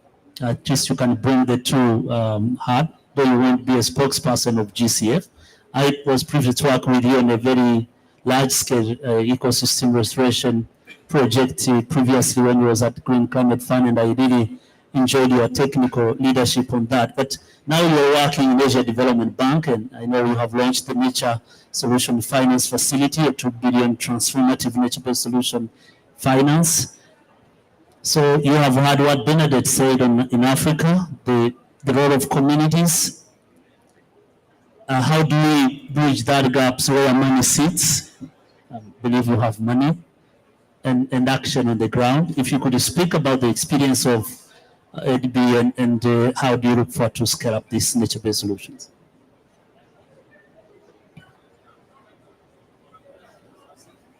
It's okay, it's working now. Okay, thank you very much, Charles. And thank you for inviting me here.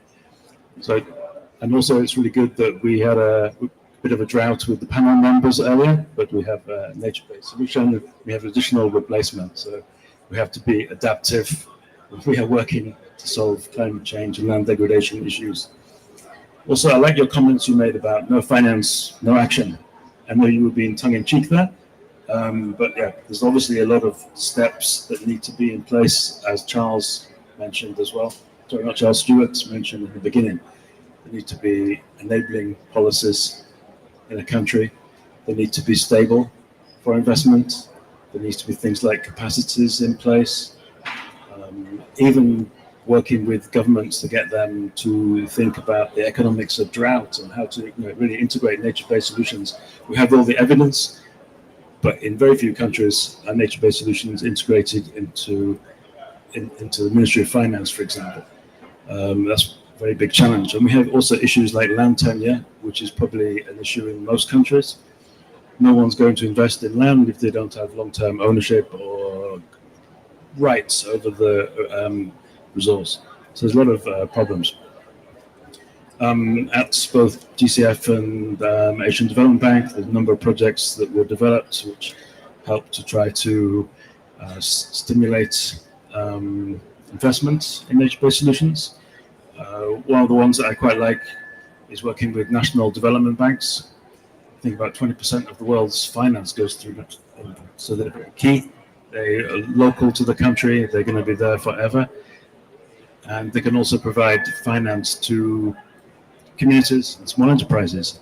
However, most of the national development banks don't have any capacity or technical assistance in how to develop a pipeline in land degradation or a pipeline in climate smart agriculture. In addition, it's also extremely risky for them to start to, it might not be risky for us, but it's risky for the bankers to start to think about this. So there's a number of projects that I worked on where there was both technical assistance, for example, the IFAD Great Green Wall program in the Sahel that provided technical assistance to the banks to help them develop these capacities, and also provided concessional finance, cheap loans that could be then passed on to farmers. However, I also understand from speaking to some of the bankers at the Asian Development Bank, there's actually a tendency not to give concessional finance to some of these banks because you can distort the market. So we have to find quite a balance between when to bring in the low interest rates and perhaps if we're looking at a new agricultural model or something new in the market is the time to do that. Once it gets adopted, where I think they call it the valley of death, where a lot of technological or new developments fail. Once it's got through that problem, then maybe there's more to work with capacity building to upscale and upscale the model across the area. A lot of challenges, and it is quite surprising when we look at things like mangroves. Mangroves provide trillions of dollars per year in ecosystem services, but there's very few investment models to really look at how to protect them and put them in place. And maybe through insurance mechanisms, could be a type of mechanism to provide finance for retaining mangroves. But this will only work if there's someone who's willing to pay the insurance. So this might be linked only to situations where there's an ecosystem protecting an area or an economic asset or an industry or a farm, for example.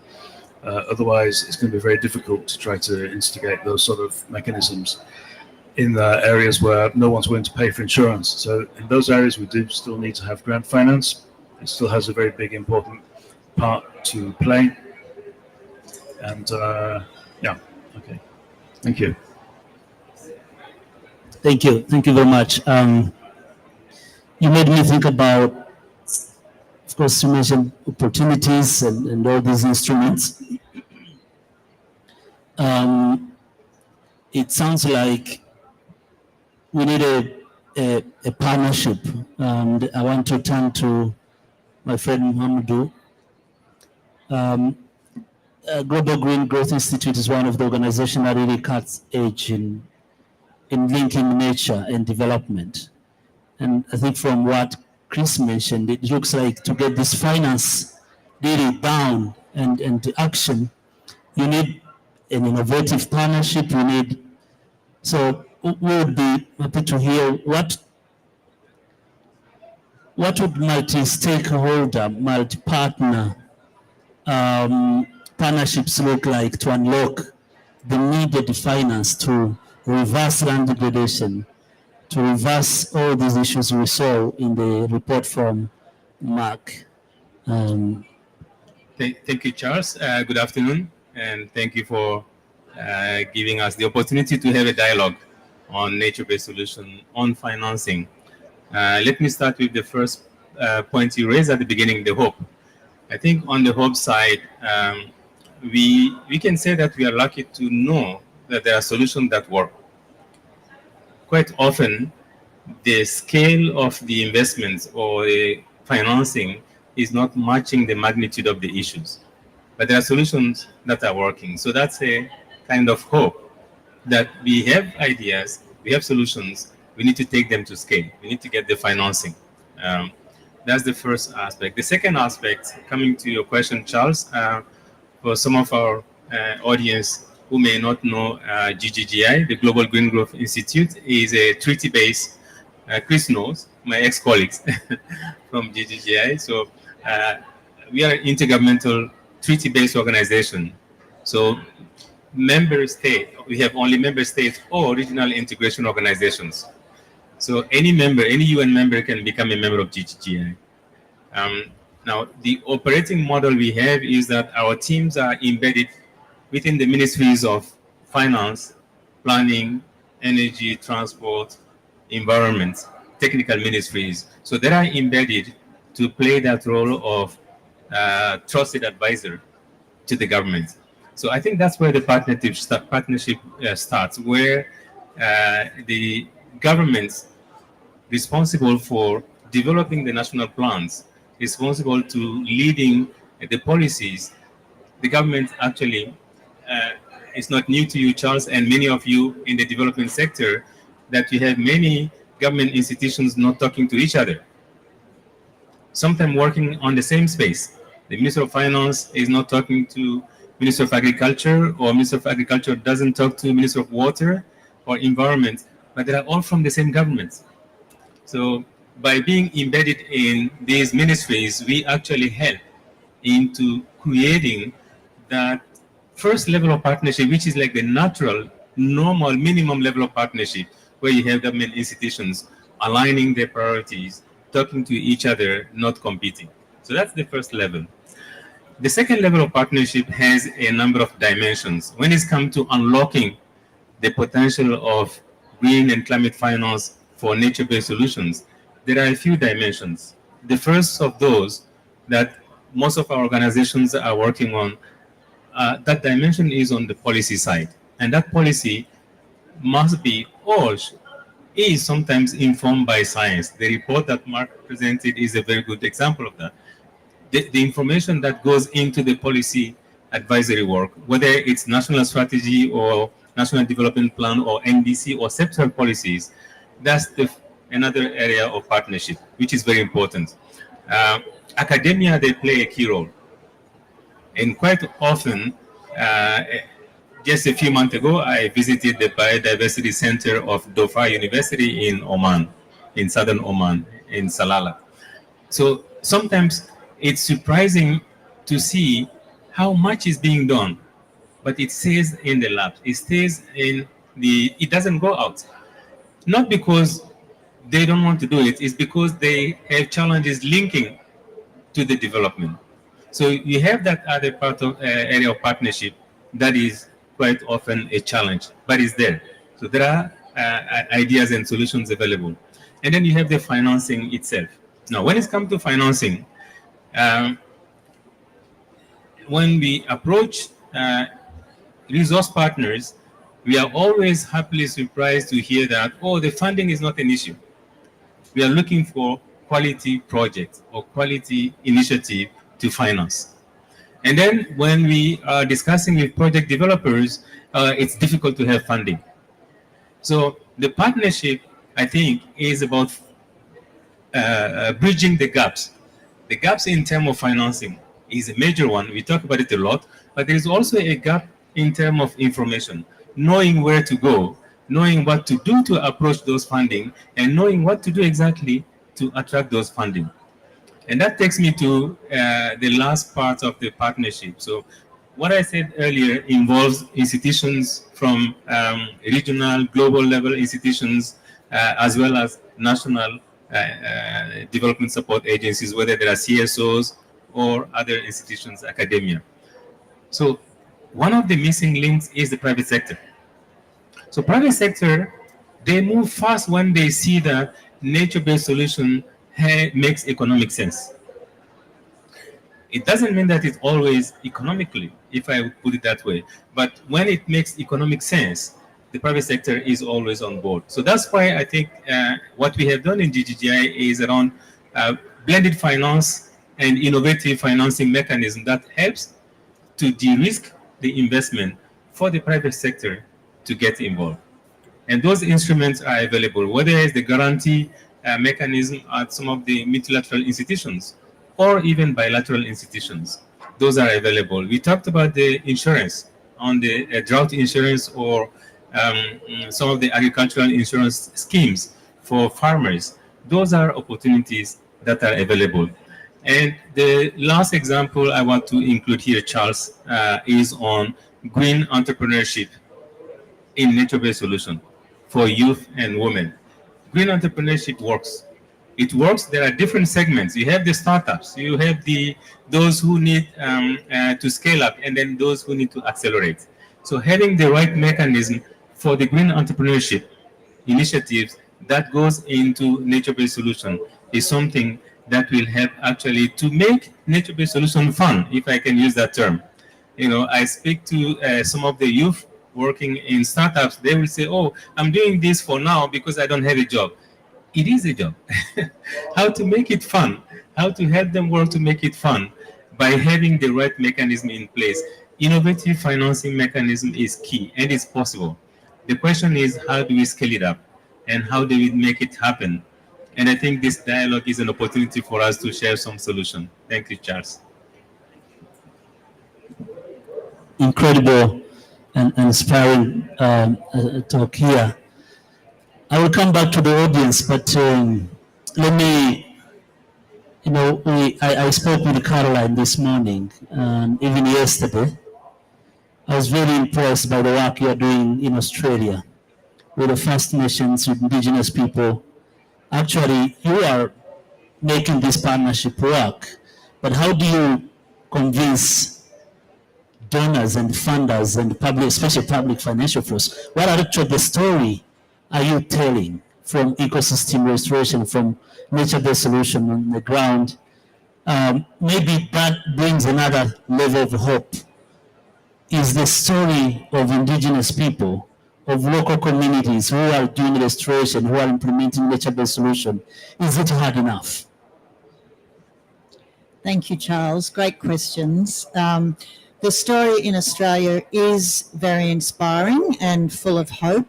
Our traditional owners have a very long history, in fact, 60,000 years of history of taking care of the environment, of delivering nature-based solutions through an integrated, holistic view of nature. And we are bridging that gap, bringing that Indigenous perspective to our farming and rural communities. This is an interesting challenge, but it is something that in Australia is growing in momentum and is attractive, particularly for the Australian government for funding, because they want to see traditional owner perspectives brought forward for nature-based solutions. But there remain some challenges there, but initially what we're doing to, I guess, promote that is focusing on getting demonstrations on the ground. So how do you win hearts and minds? You have to show people what is possible. So we started with a small project at Mullen Creek that soon became a catchment scale project across 23,000 hectares in partnership with 23 landholders and along 50 kilometres of streams and creeks. And we used that project as a model that could be scaled up and expanded out across the country. So now we're working in the Great Barrier Reef catchments as well, in the Central Desert near Uluru, with traditional owners out there delivering nature-based solutions in the southwest of Western Australia. All the approaches look a little bit different. They all vary in how they look, but they all respond to management issues and challenges that people are facing on the ground. So they're very responsive, if you like, but they're imminently scalable. And we combine this with education and capacity building so that these projects can leave a legacy, not just of restoring the function of a landscape, which we think of as like a wedding day, but then the management of those landscapes in the longer term, that is the marriage. The long-term management of those landscapes is the long marriage of what happens after that restoration of landscape function happens.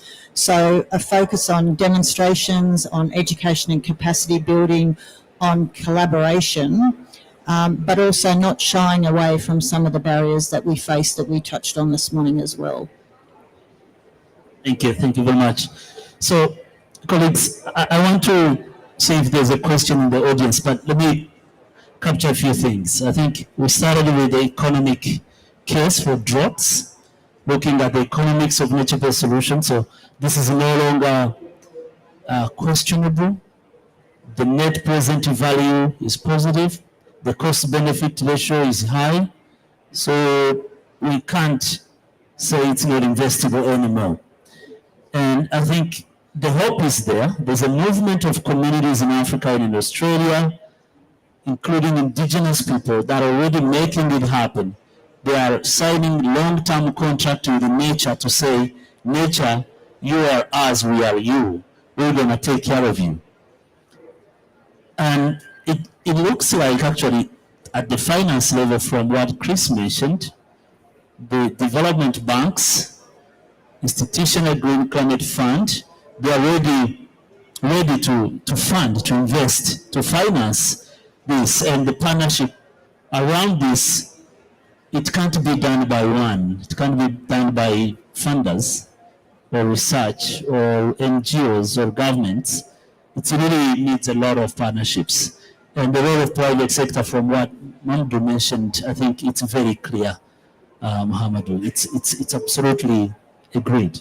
So I want to see if there's a question before we turn back to our panelists for reflections on how do we then mobilize funding. It probably 1, 2, 3 points from each at the end. If you could start reflecting on that, how do we then get that money down as well? So let me see if there are questions, and then we will come back. Thank you very much. My name is Pascal Kiprop from Kenya, working with communities, local communities in Kenya, and leading over 300 organizations as their president in Nakuru County. I'm here with WRI. And my question is very important because right now we are here to ensure that the voices of the young people is heard in all the 3 Rio conventions. And the quick question that I'll like to bring on board is, how do we ensure these interventions that we are talking about here are implemented by the young generation? How can we also tap into their energies? How can we ensure they have the ability, we take advantage of their ability to innovate? And how also do we find nature-based solution ideas from the young people? Because you find that most of these young people, especially in, for example, my local communities, yes, they have the ability and ideas that they have brought on board. For example, I have an organization that is under ours that is implementing a program on farm-to-farm activities, but they do not have an opportunity to scale it up to a national level or international level. So they have the ideas, but how to access finances, how to access funding is very hard for them. And that is what I really like to get from the panelists. Thank you very much. There's another question. Okay, Sean. I would have called you anyway to come, but Thank you. My name is Sean DeWitt from the World Resources Institute. I have a chance to work with Bernadette. My question, maybe for you, Chris, but maybe for everyone, and thank you, panelists, for the great remarks. There's a lot of great work going on, and there's a lot of money out there. So it seems like there's something broken in the middle somewhere, right? And I don't know if you have advice, but at least what we see is that the projects that are on the ground, each one on its own is a little bit too small to access like development bank financing, but there are many, many, many of these projects. And so I don't know if you have advice for us in terms of like how can we better set the table so that many of these projects together can access that kind of development bank financing. Thank you. Maybe take the third question and then mine is not a question but rather an observation that I'm Tekla Chumba from Kenya, Baringo County. I would like to thank Bernadette for articulating that the communities themselves are here. I'm among the communities benefiting from the funds of WRI, that now we can plant a lot of trees in riparian, and I would like to appreciate that they diversified, that they gave us money to give an alternative to community by planting, growing fruit trees, because initially if you tell a community to plant an indigenous tree, which maybe will not be harvested or it will be there forever, but if you give an alternative to have something which can give them money to have food on the table, it's good. So I would only have an observation that when developing a proposal, we need to just calm down to make it somehow simply that communities can write, because out of the number she mentioned, very few communities can write a very good proposal to attract donor funding, especially women, because women in our culture have no say, but they do a lot of activities. So I would like to say, just lower your the terms and conditions to make us write a good proposal and work with you. Otherwise, communities, women are very willing to work with the donors. Thank you. Thank you. That's a hope already. Thank you for that. So let me turn to colleagues Muhammadu and Chris, but also any other colleagues who want to come in about the questions from the audience, the young people, the finance, please. Yeah, thank you for your questions. I think on the young people, at least what we have done in GGGI that has been working with countries. I'm coming back again to the green entrepreneurship for youth and women. So on the youth, but the green entrepreneurship program that as of for the first 6 years, it covered about 15 countries. And then the last 4 years, we included the whole Pacific and then the Caribbean and part of countries in Africa. So how it works is basically, we look at, and part of it may answer the question from our sister on the capacity to write proposal. So we have 3 categories of green entrepreneurs. We call them greenpreneurs. And these are youth. We have an age category in GGGI to define it. And we decided to focus on 4 specific aspects. It could go beyond. And very recently, we started a new one called agripreneurs. So focusing only on agriculture. So the way it operates is that we have project ideas at different stages, or you have young entrepreneurs with ideas, or young entrepreneurs starting, but they need the support to get to what we call graduate. So these 3 categories, you have those who are at idea stage, very dynamic, very engaged, but they are struggling to know where to start. So that's the first category. You have the second category. They are already they are running their green entrepreneurship, or their entrepreneurship may need some help to make it green. and they need the support to actually get to the finish line. And every program has a 3-year kind of window. Based on our experience, it takes about 2 years for those who are at idea stage to graduate to be to the second level, and those who are at need to be accelerated, they need a couple of years. So there is a coaching program in place with people who know how to write business plans, how to know proposal writing. So they coach those young entrepreneurs depending on the gaps they need, and also for 2 years they receive that coaching, that training. Now, when we do that, we also have in place a trust fund, and that trust fund has seed funding. We call it reimbursable grants. It's a grant, but we call it reimbursable because we want it to come back and then be used by the next cohorts. So the trust fund helps to give the seed funding to those young entrepreneurs in the first 2 or 3 categories. But what is interesting is that in parallel, we work with financial institutions. Now, we use the term graduate, so the entrepreneurs, because they need the record keeping, they need to have the documentation in place. Basically, they need to be credit worthy to access the conventional financing system.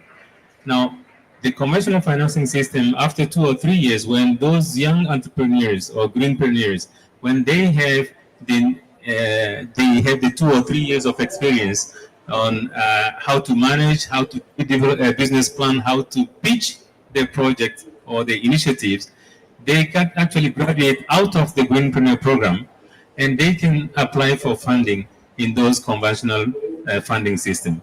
And those financial institutions, knowing also that they have the seed funding from the trust fund, it kind of gives them the assurance that they have expertise that is supporting them to advance from early stage to startup or startup to acceleration. So the seed fundings were $5,000 for the first category, $10,000 for the second, and $50,000 for the third category. So that has been working pretty well for the green entrepreneurs or the greenpreneurs, depending on the segment that we look at. But there are 2 very important aspects to highlight here, which is to do also with the question Charles asked earlier.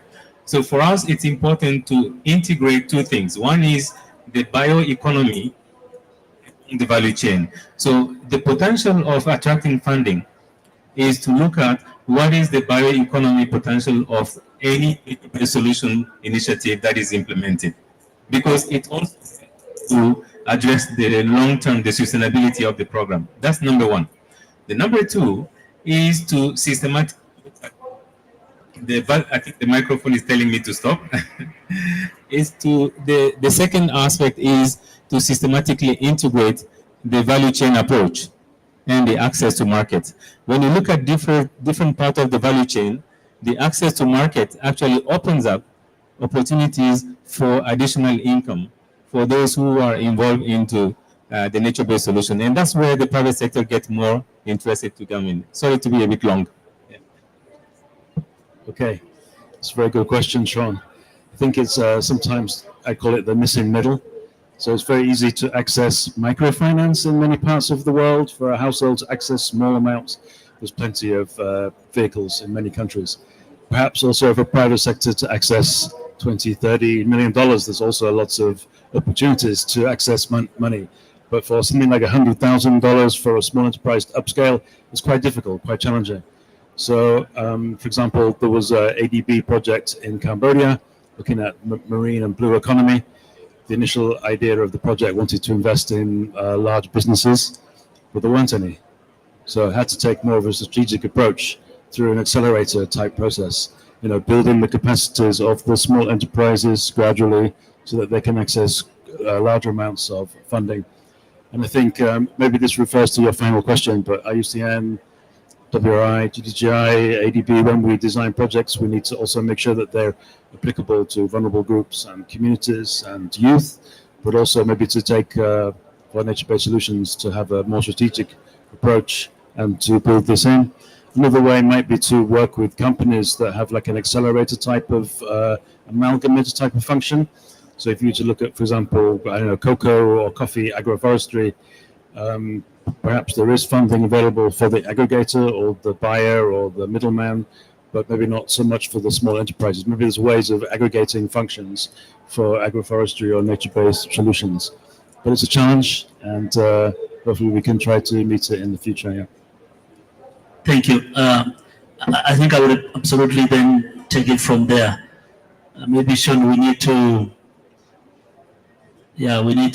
create another movement of people who disrupt the financing systems to get this money down to the community. Otherwise, it's not an easy one. And I love the point, Mohammed, you mentioned on these partnerships. I think we need all of us to work together, which is not always easier. So, Mark, takeaway, you have worked on this economic case for droughts.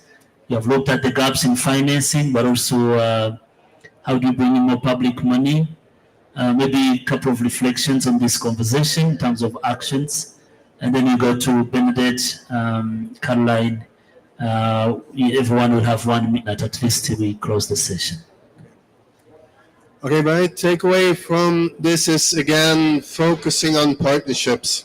I think institutions like IUCN, also, for example, maybe GIZ, others we're working with, we can act as something like good brokers, in that role as a broker. We can help bringing the funds down to the ground there from the development banks, maybe, but also, and this is where it comes, engage the private sector there.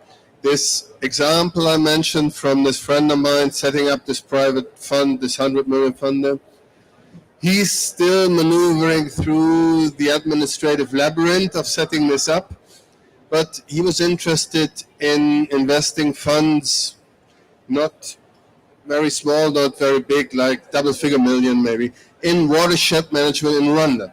And he was very interested in linking up with work IUCN is doing there, for example. We all have work to offer where there's opportunities for upscaling coming up there or so.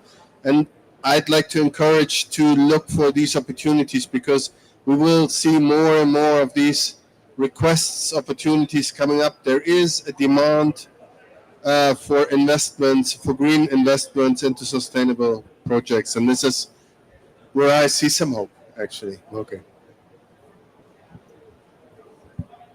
Yeah, no, great question. And I'll frame my response around the role of data, credible data, tools, technology to help us, first of all, document progress, demonstrate that, action is happening, but also to be able to bring in more finance. I think there's the general saying of, if you can count it, you can measure it, or you can manage it, I think.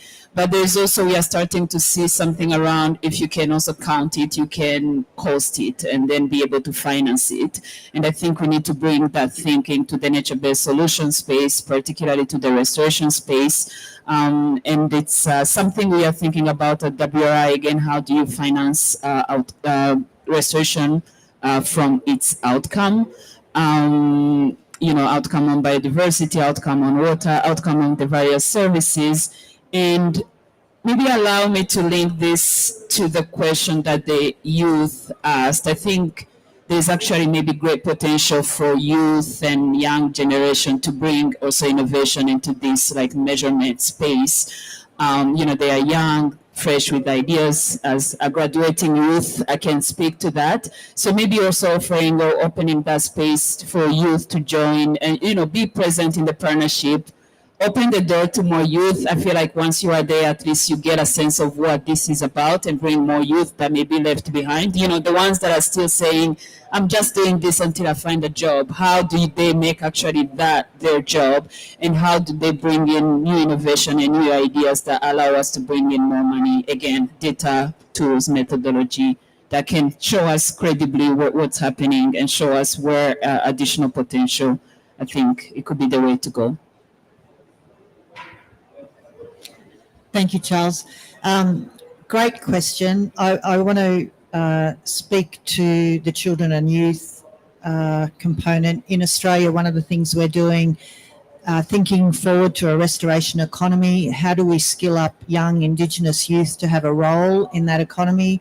Then we are co-creating a First Nations Water Stewardship Certificate program. So providing a recognised skill that those young people will bring to a nature restoration market setting, if you like. I think the key is collaboration and partnerships. It's really connecting and raising the profile of nature-based solutions and the contribution that they can make, and having those projects ready to go, having shovel-ready projects ready to go, that when that funding becomes available, when we find that mystery connector piece, that we can put the projects together with the money that is out there and suddenly get that scale happening. Okay, I would also like to continue with the theme of partnerships.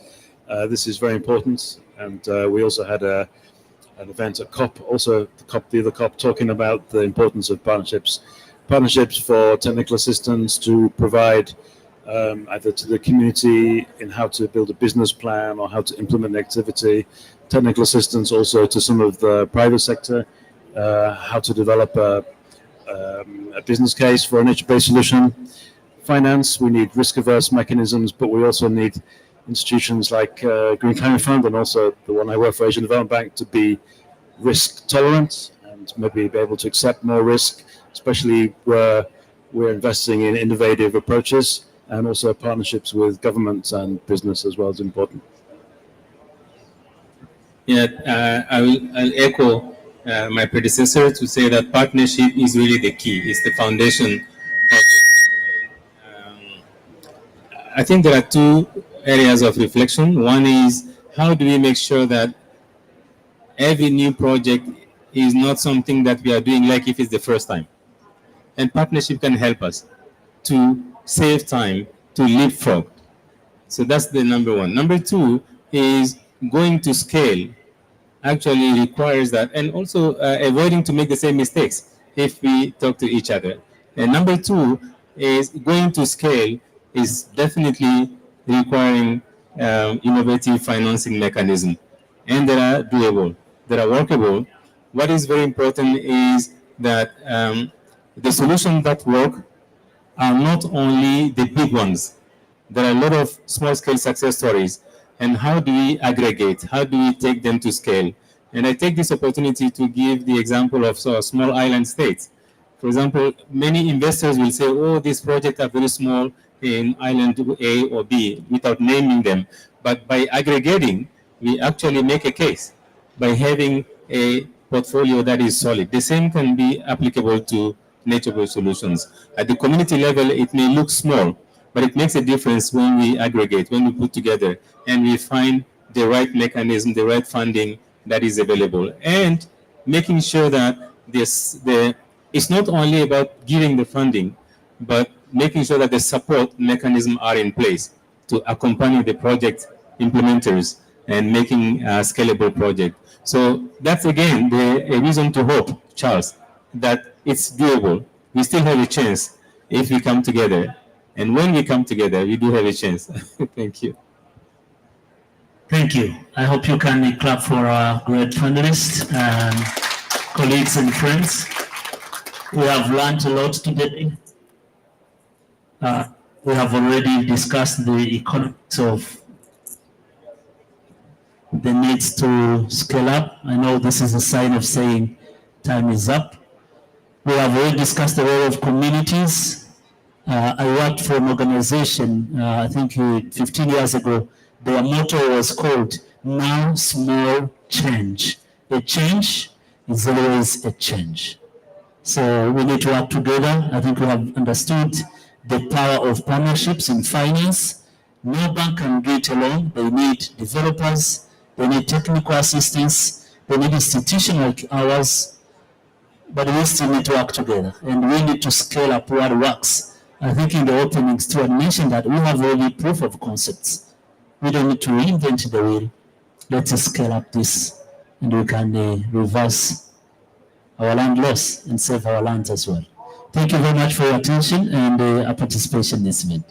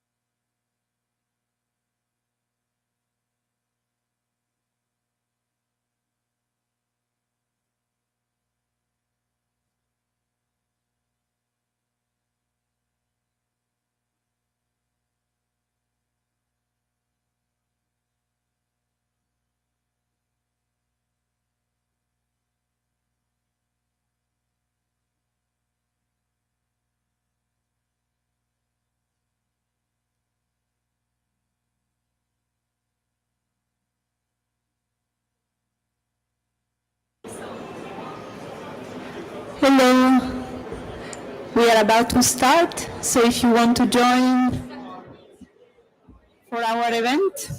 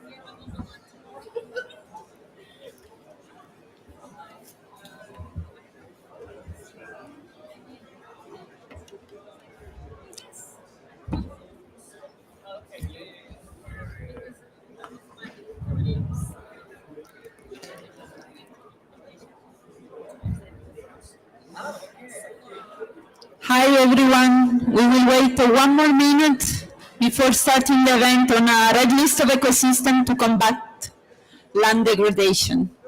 Please join the audience.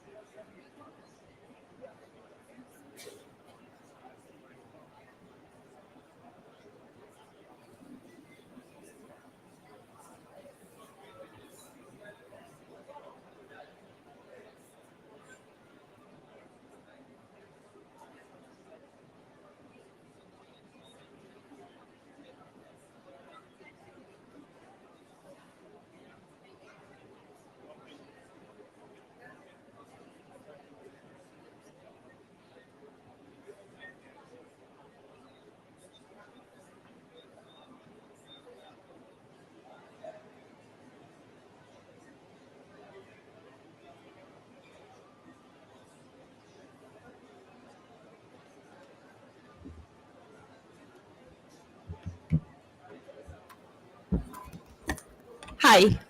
Hello to everyone. Thanks for being here for this event on the Red List of Ecosystem to combat land degradation.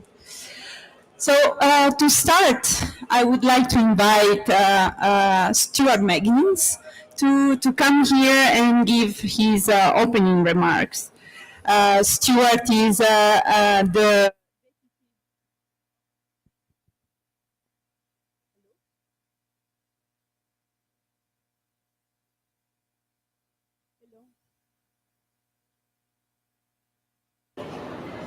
Hello? Okay, sorry. I missed the microphone. Deputy Director General of IUCN.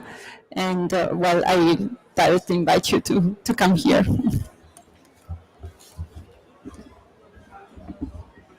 Thank you very much, Sylvia. So, good afternoon, friends and colleagues and distinguished guests. Welcome to the IUCN Pavilion, the home of the union. IUCN, if you don't know, we're a union of 14, over 1,400 members, states, government agencies, NGOs, indigenous peoples, and subnational jurisdictions. So we're really pleased to welcome you here, and for me it's a real privilege to open this critical session on what I really do believe is a transformative tool that can really support and underpin decision making around on a whole range of sustainability and sustainable land management issues and conservation issues, and particularly to consider it in the context of the objectives of the United Nations Convention to Combat Desertification. And that tool is the IUCN Red List of Ecosystems. So we're really at a pivotal time globally on biodiversity loss, climate change, and land degradation. Some of us have been to 3 COPs in 2 months, but I think it's actually it's actually fortuitous, because several of these issues are really linked together, and we more than ever, as we look to solve some of these real major societal challenges, we've got to look at the intrinsic link between the health of our ecosystems and our ability to achieve sustainable development outcomes, including to ensure food and water security and to build climate resilience, to conserve biodiversity, and to underpin the livelihoods of billions of people. The scale of I don't need to say, because obviously this is the topic of this convention, and it is the topic of this COP. But the scale of degradation is sobering. Nearly 75% of the Earth's terrestrial ecosystems have been altered already. Then we come to the issues of real degradation, and we know that terrestrially we're somewhere between 1/3 to 40% of terrestrial ecosystems, both natural and anthropogenic, being degraded, with real impacts on up to 3.2 billion people, and many who live in arid and semi-arid areas. And we also know that drought that impacts these ecosystems is becoming an increasingly major issue. It could, by 2050, it could be that 3 in 4 people are affected by drought in one way or another. However, there has been, despite all these challenges, I think there's hope. 2 years ago, we've got obviously the discussions happening here under this convention, and under the CBD 2 years ago, states, all the states included, what we call Target 2, an ambitious target to restore 30% of all degraded ecosystems, including degraded lands, and thereby helping to protect the planet's biodiversity. Achieving this target and achieving not only the targets and objectives of the CCD, but also of the CBD, however, demands clear priorities and robust scientific analysis and science-based decision making. It is with 30%, 40% of terrestrial surface degraded, it's easy to identify degraded areas. It's where do we really need to how do we understand which degraded areas really particularly need our attention? Where do we really need to direct our efforts? And this is where the ecosystem science can help us to diagnose and prioritize and inform our actions. And this has come through over about 15 years of work. We have built up a very, very scientifically robust framework called in IUCN called the Red List of Ecosystems. Now, some of you may be saying, what's the Red List of Ecosystems? It's still relatively new, but many of you will know the Red List of Threatened Species. And I just want to highlight these are two separate things. The Red List of Threatened Species, which has been around, we're celebrating the 60th anniversary of the Red List of Threatened Species. And that is a robust framework that allows us to understand the conservation status of species. We've already assessed over 167,000 species. There's millions of data points behind that. And we can assess the risk of how close a species, a particular species, might be to extinction. The Red List of Ecosystems does the same thing, except with ecosystems don't go to extinct, they collapse. And so the Red List of Ecosystems is a scientifically systematic way of being able to identify the risk of ecosystem collapse of any particular ecosystem. We can do the diagnosis across ecosystem types. We've just completed one on mangroves right across the world, or we can do ecosystem analysis country by country or region by region. So we can look at those in two different ways. The Red List of Ecosystems isn't just a diagnostic tool, however. It assesses the status of ecosystems, as I've mentioned. It identifies the risks of collapse, but then critically, because of the way the analysis is done, it can also identify what actually are the most actionable insights for restoration and ecosystem protection. And it works for both natural and anthropogenically modified ecosystems, including agroecological systems. So by combining analytical potential of the Red List of Ecosystems with the principles of land degradation neutrality as championed by the UNCCD and supported by many organizations, including IUCN, we've got a powerful pathway to start to be able to direct analysis and resources to where they are most urgently needed. So in today's session, excuse me, we're going to hear how these tools and frameworks are actually applied, how they work together.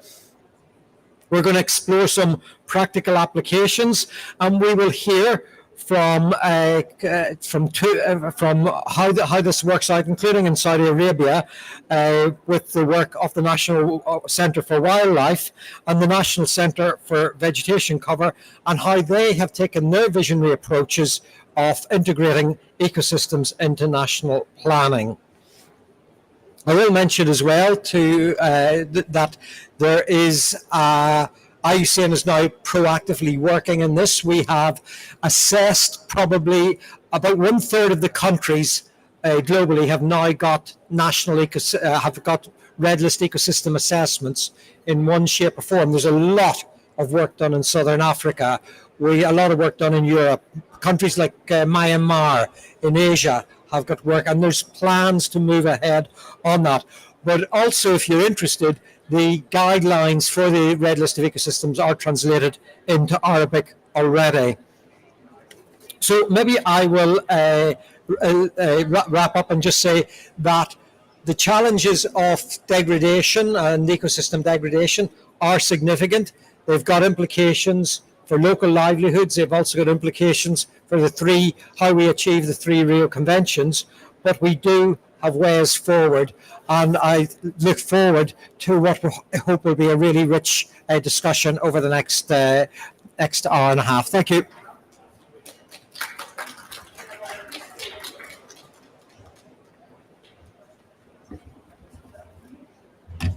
Thank you very much, Stuart, for this very compelling and good introduction to the Red List of Ecosystem.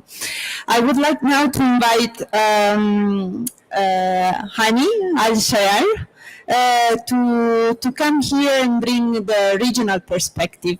Hani is the regional director of IUCN in the West Asia region, and he has more than 20 years of experience in protected areas management, as well as biodiversity conservation, environmental impact assessment, and monitoring, but also GIS, monitoring, remote sensing, and natural resources evaluation. So please, Hani, come here to bring your perspective. Thank you, Sylvia. Good afternoon, speakers and delegates and colleagues. Happy to be with you today with discussing this important topic and needed in West Asia region. And on behalf of the IUCN, the International Union for Conservation of Nature, I would like to welcome all of you to today's session on, as you see, IUCN Red List of Ecosystem to combat land degradation. And also, I would like to use this moment to thank the Saudi government for hosting the COP15, and also for the hospitality we are also feeling here during our stay in the COP. What is needed? What is needed from a regional perspective? We are reminded of the urgent need to address the land degradation and ecosystem loss. And one of the most region losing species and ecosystem is West Asia region. So as Stuart said in his speech and remarks, nearly 75% of the Earth's terrestrial ecosystem endangered. So this is a big figure and need to be considered during our discussion today. The IUCN Red List of Ecosystem is crucial tool. Let me highlight this important tool. We need it in the region, and as I said, we have gaps and rare works on Red List ecosystem, and I think Stuart distinguished well the difference between Red List of Ecosystem and the Red List of endangered species. So it is the time now to understand well the two terminology and how we can work on the Red List of Ecosystem. The Red List of Ecosystem can be used as a guide for the informed policy making and conservation action. And this is also one of the urgent need in West Asia region, and also we need urgent intervention to protect some of the most vulnerable ecosystem in West Asia region. As we are hosted here in Saudi Arabia, I would like to note that the Arab region and the West Asia are the home of diverse of ecosystem. We have many different ecosystems, from desert to coastal to mountain habitat, which are integral to the socio-economic fabric of our societies. These ecosystems and the variety of ecosystem provide a vital ecosystem services and play a central role in enhancing the resilience of local communities. Adding to that, we conducted a situation analysis in West Asia region, and we are seeing alarming rates of deforestation, land degradation, and loss of key habitats, and this is need to put on the agenda of the decision makers. This pressure are magnified and accelerated by the conflicts happening in the region. In the north, you will find conflict. In the south, you will find the conflicts. In the west, you will find other conflicts. So we need to consider this as well on our decision in the COP. Over that, we have also the population growth in the region and the urbanization, which hinder the effective conservation of efforts. So the need urgent action to fill the data gaps we have in the region, and we in the regional office and IUCN working on this, is necessary to promote the use of tools like the IUCN Red List of ecosystem to provide a scientific basis for priorities needed on conservation action and restoration actions. Through the session, you will hear today from the colleagues from the IUCN. You will hear and the colleagues will introduce the IUCN ecosystem topologies and address the broader implication for the conservation planning, which I believe is the important issue we need to consider now. We need conservation planning for the important ecosystem in West Asia region, of course, and globally. We will also consider the importance of ecosystem restoration and the management efforts that can help prevent the further decline of this critical ecosystem. At the end, I will invite you all to interact with the speakers and to consider the urgency implementation of this important tool, as IUCN consider it one of the most important tools for protection and conservation and also management. Thank you so much for the invitation, and I wish you a very successful session.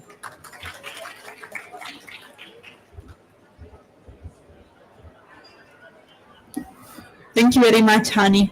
So we will have a series of more technical presentations, but before that, we would like to project a short movie to introduce you to the Red List of ecosystems.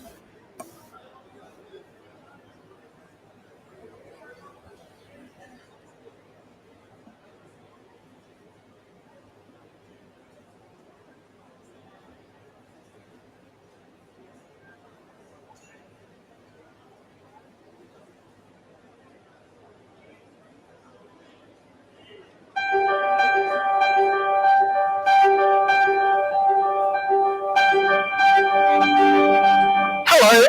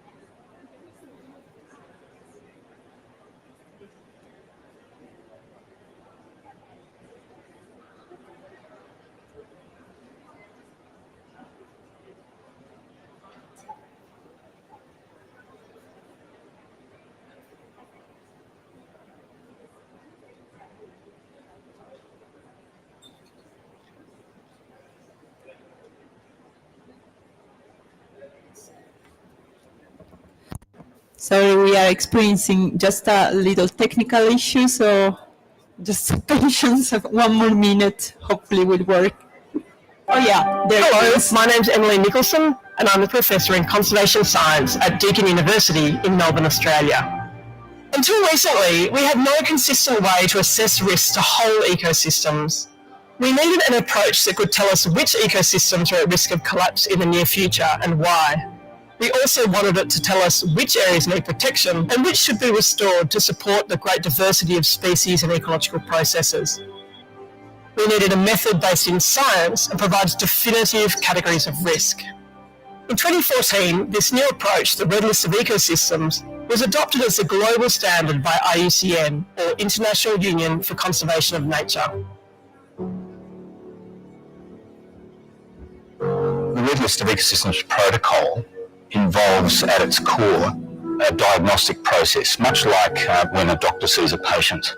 That process involves engaging a number of experts and scientific research to try and understand the key processes that are really important in sustaining the functionality of the ecosystem, as well as sustaining all of the species that are part of those systems. And so doing a red list of ecosystems assessment is a very strategic way of going about developing a management plan for the sustainability of that system. There's been undertaking a red list of ecosystem. These stakeholder engagements to try and understand the key processes that are really important in sustaining the functionality of the ecosystem, as well as sustaining all of the species that are part of those systems. And so doing a red list of ecosystems assessment is a very strategic way of going about developing a management plan for the sustainability of that system. There's a range of different scientific theories that were brought together to synthesize this approach that we have in assessing risks to ecosystems. It's really focused on the notion that there's a lot of different things that can go wrong with ecosystems, but there are common symptoms that we may be able to detect that will help us understand the level of risk that any individual ecosystem faces. So 2 of those 4 symptoms relate to the spatial characteristics of ecosystems, and 2 of them relate to functional aspects of ecosystem behaviour, because there's a lot that can go wrong with an ecosystem without necessarily any change in its distribution. So those 4 elements kind of work together as an ensemble. You know, they're complementary in detecting different symptoms and different processes and different threats that apply to ecosystems. And we have a 5th criterion in the suite that is designed to bring all of those things together into a single assessment. And usually that requires quite a lot of understanding and data to apply, but we do have that kind of data for some ecosystems. One of the key challenges in assessing risks to ecosystems is finding the right data and enough data. Information and knowledge is always limiting, but the red list of ecosystems is structured in a way that accommodates varying levels of knowledge. It often comes down to where you look and how hard you look for this knowledge, and often people see initially a deficit of understanding and a lack of data. But if you start thinking creatively and looking in a range of different sources and places, different cultures and work that's been lying around for a very long time and perhaps forgotten, much of that information turns out to be very useful in a red list assessment.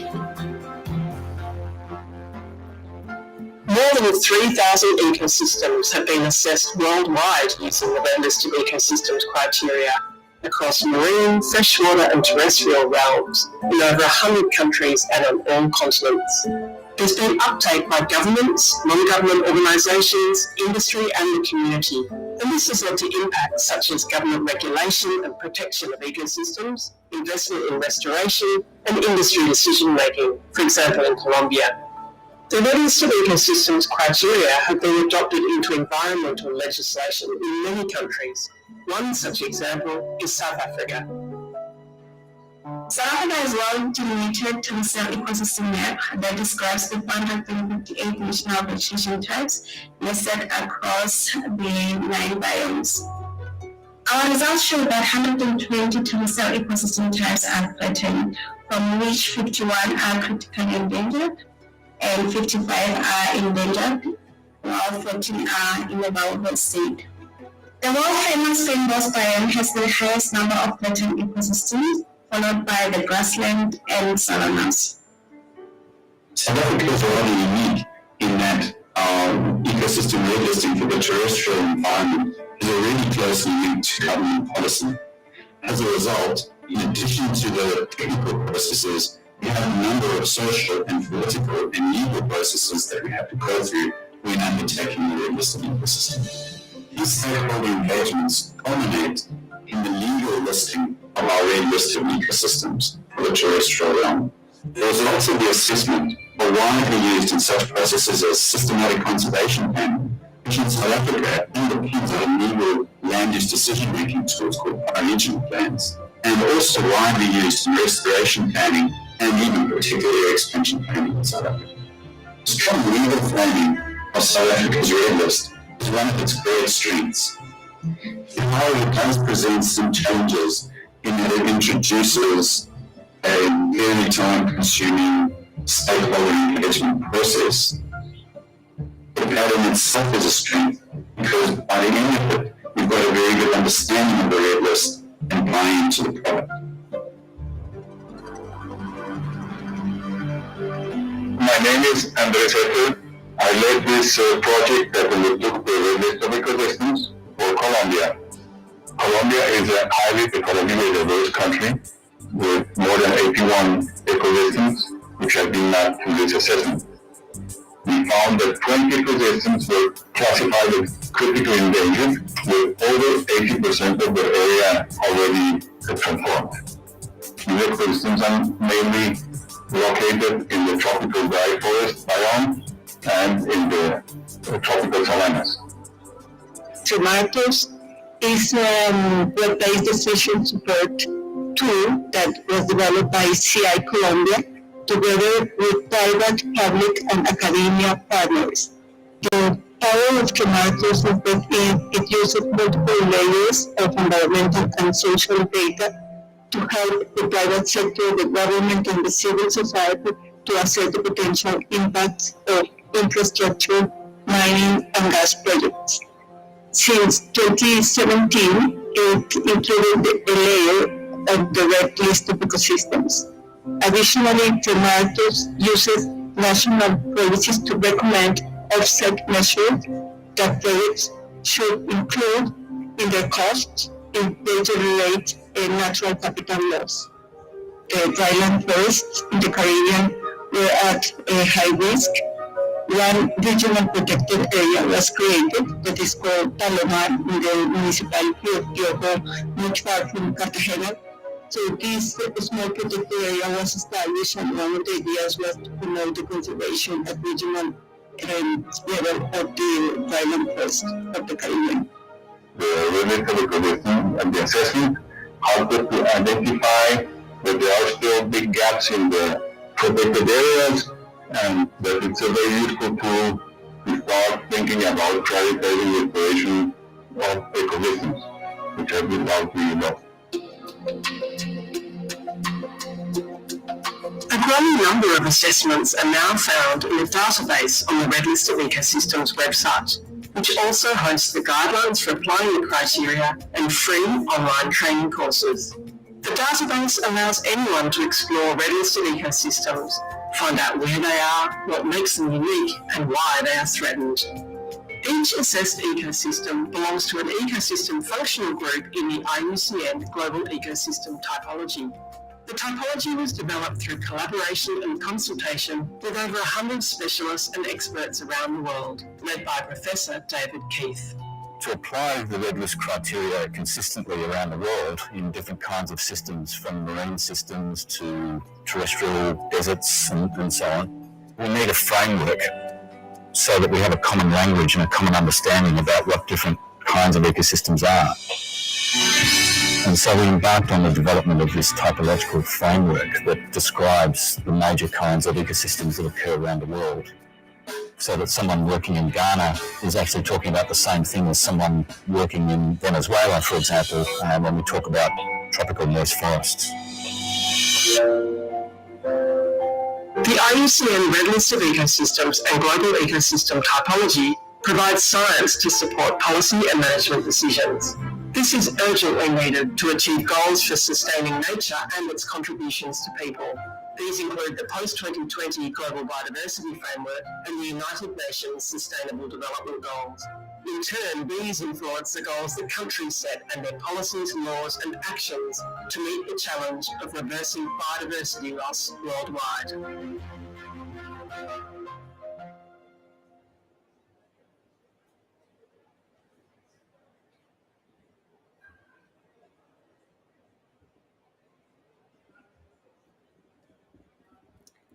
I hope you enjoyed the video. Okay, so now we would like to propose a series of like 3 just short presentations on more technical aspects. So we will start with Natalia Bulat, who is the Program Manager of Protected Areas, World Heritage and Biodiversity Program in the IUCN West Asia region. She has 20 years experience in spatial conservation planning, GIS modeling, and management of conservation projects. She's currently working in the ROA team, and she has been responsible also for the management and implementation of different conservation projects in Jordan, Egypt, Lebanon, Kuwait, UAE, Oman, Iraq, and KSE. Please, Natalia, come here. Sorry, Natalia will give a presentation on the red list of ecosystem, a general introduction. Hello, good evening, good afternoon, everyone. I'll just be waiting for the presentation to be installed. Thank you so much, Sylvia, for the nice introduction, and I hope you enjoyed the video. The video has provided a very, let's say, comprehensive overview of the red list of ecosystems, and I will be giving a high-level presentation confirming on some of the topics that the previous speakers, Dr. Stewart and Hani, have touched upon, and also some of the points that were addressed in the video. So I'll be also presenting on behalf, as Sylvia mentioned, I work at the IUCN ROA office. I'm responsible for the Protected Areas program, but I will be presenting on behalf of my colleagues from the Red List of Ecosystems program, Marcos and Ina. So regards to them as well.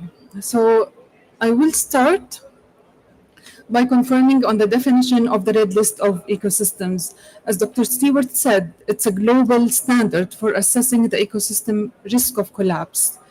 And the story of this standard with IUCN dates back to around 2008, while we were having the IUCN's World Conservation Forum in Spain, in Barcelona. And during that World Conservation Congress, we had initiated and approved a motion that calls for a global standard for assessing the ecosystem risks. There was a lack of knowledge, and there was no standard methodology at that time. There was a need for a standardized methodology and a standard, a global standard. So this is where it started. And between 2008 and 2014, IUCN recognized the global standard and the Red List of Ecosystems. So there are also some conservation imperatives for applying the Red List of Ecosystems. The Red List of Ecosystems provides some information and guidance on what the types of risks that ecosystems suffer from, and also the ecosystems that are at most risk. This also can be linked to prioritizing conservation actions. So although the Red List of Ecosystems, I think the presentation was disconnected. So although the Red List of Ecosystems does not set the priority actions, but it provides information and it supports the decision-making process regarding the priority actions. So here we want to confirm the. Can you go next, please?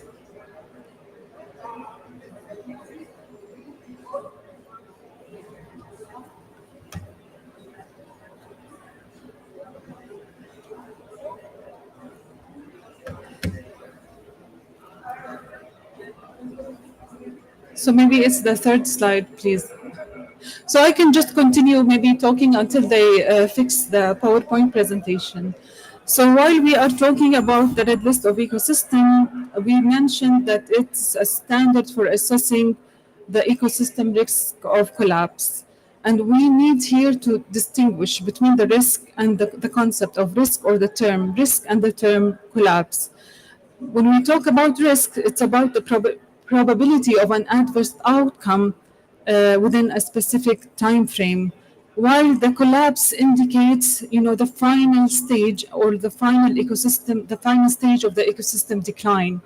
And when we say ecosystem collapse, it doesn't mean that the ecosystem will disappear suddenly, but collapse indicates that this ecosystem will suffer from major changes that will change its characteristics features, or its defining features. So such as, the characteristic species of the ecosystem, or the key distinguishing processes of that ecosystem. So ultimately, an ecosystem collapse could indicate that we will lose the current ecosystem to another ecosystem. Next, please. Next. Okay. So again, just to emphasize that the red list of ecosystem will inform the decision-making process on selecting, prioritizing actions, but it will not define the priority actions. It will be like a decision-making tool. It will be like a decision support tool, because setting the priorities has other implications, like policies, national policies, and other more complicated aspects. So, how do we forecast the ecosystem collapse? So, as maybe you saw in the video that was shown a few minutes ago, it's like when a doctor diagnoses a certain disease. The doctor, when he diagnoses a certain disease, looks at alarming symptoms. And the same is applied for the red list of ecosystems. And so it's designed to detect symptoms that indicate the collapse or the degradation of a certain ecosystem. And it has, as we've seen, 5 criteria that are all studied and analyzed to identify the status of the risk of a certain ecosystem. So an ecosystem might have like different, let's say, for the 5 criteria, it might have different risk levels for each of the 5 criteria. But the interesting thing about the red list of ecosystems is that the overall risk status is the highest category identified by any of the criteria.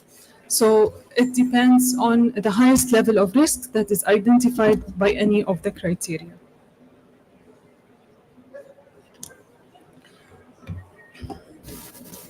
And for those of you who are more familiar with the red list of species, especially in our region of West Asia, we all know that the red list of species is, let's say, somehow more common, is like somehow more familiar to our friends and colleagues and partners in the region. So a similar ordinal risk classification identifies the types, the level of risk to each ecosystem.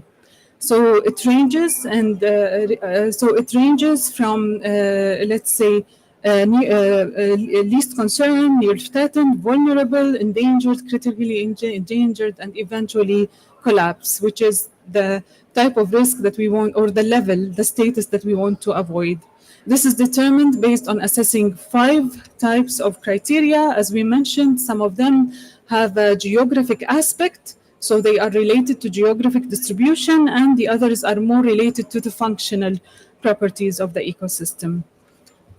It depends, of course, always you have the challenge of data availability. And for those of our partners and colleagues who are attending with us today, they know that the data availability about ecosystems in our region is very limited. We have some other regions that are a little bit more advanced in terms of data availability, in terms of studies, and then you have also many types of resources that are made available by IUCN, where you can see case studies from other regions. Very quickly, like the red list of species, the red list of ecosystems also follows different steps and key steps to conduct the whole assessment. And there are some common things, like as Theo said, there are different things, but there are some common steps as well. So from defining the study area to identifying the ecosystem typologies, and we are going to be having a presentation very shortly about the IUCN's ecosystem typology and a case study for one of the protected areas from one of the big protected areas in the Kingdom of Saudi Arabia that has conducted an exercise of assessing the ecosystem typologies. So, and then we have to have maps for the ecosystems and also a conceptual model, identifying indicators and collecting data on those indicators, and also doing some matrices that will help you identify the level or the level of risk of a certain ecosystem. The application of the red list of ecosystems, although standard, let's say, methodologies for identifying, for example, protected areas, restoration efforts may not, we see many examples in the world and in the region who might not necessarily integrate the red list of ecosystem, but since we have the standard ready and since we have the methodology cleared and organized by IUCN, the red list of ecosystems can be integrated within many of the conservation planning activities. It can inform decisions related to protected area planning, to protected area design, to protected area management. It can inform the process of restoration efforts. So starting from the red list of ecosystems, and we had many discussions on how you can integrate that within your national conservation planning and development planning. The red list of ecosystems is also becoming more and more recognized globally and more integrated within the 3 Rio conventions. So it has also recently been integrated within the monitoring framework of the Kunming-Montreal for the Convention on Biological Diversity. So the red list of ecosystems is a very good also reporting tool, a conservation planning tool, and also can support reporting against the targets of the Rio conventions.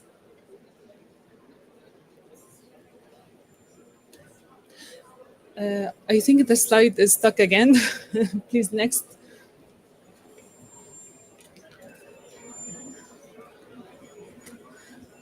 We also have examples from some regions now. In shortly, I hope we will see the map shortly. We have examples also from other regions where national assessments, regional assessments of red lists of ecosystems have been conducted. Since we are in Saudi Arabia, in the region of West Asia, you would see that very limited efforts have been conducted regarding the red list of ecosystem, and this is one of the reasons why we are having this presentation, why we're having this session. We are going to have another session with a little bit of a different focus and on Friday, so please join us again on Friday for a panel discussion on translation of the guidelines of the red list of ecosystems to Arabic, and also some regional and local efforts that we are trying to initiate and promote in the region of West Asia. I'm sorry the slide is stuck, but I will keep speaking because we have other presentations. I also, before I conclude, I only wanted to mention one of the very recent initiatives that we had in West Asia. We had a collaboration, we had a national workshop on the red list of ecosystems in collaboration with the Red List program from headquarters in Glan. We had a national workshop, introductory workshop on the red list of ecosystems. We have compiled all stakeholders from Saudi Arabia. The workshop was conducted here in Saudi Arabia, parallel to the Regional Conservation Forum. We had participants from the region where we introduced the red list of ecosystems and started to put a plan for a wider application of the red list of ecosystems. And one of the first steps that we have already implemented between September and now was the translation, was the conducting translation of the guidelines.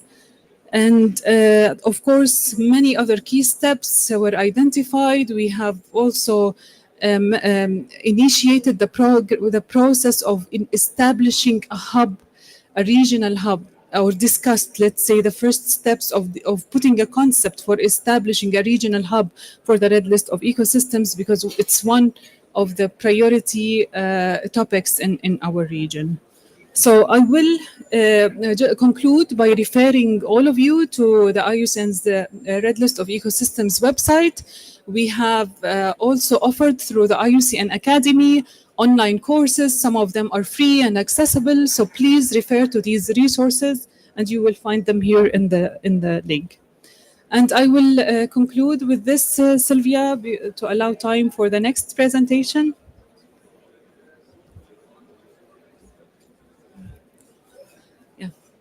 And thank you.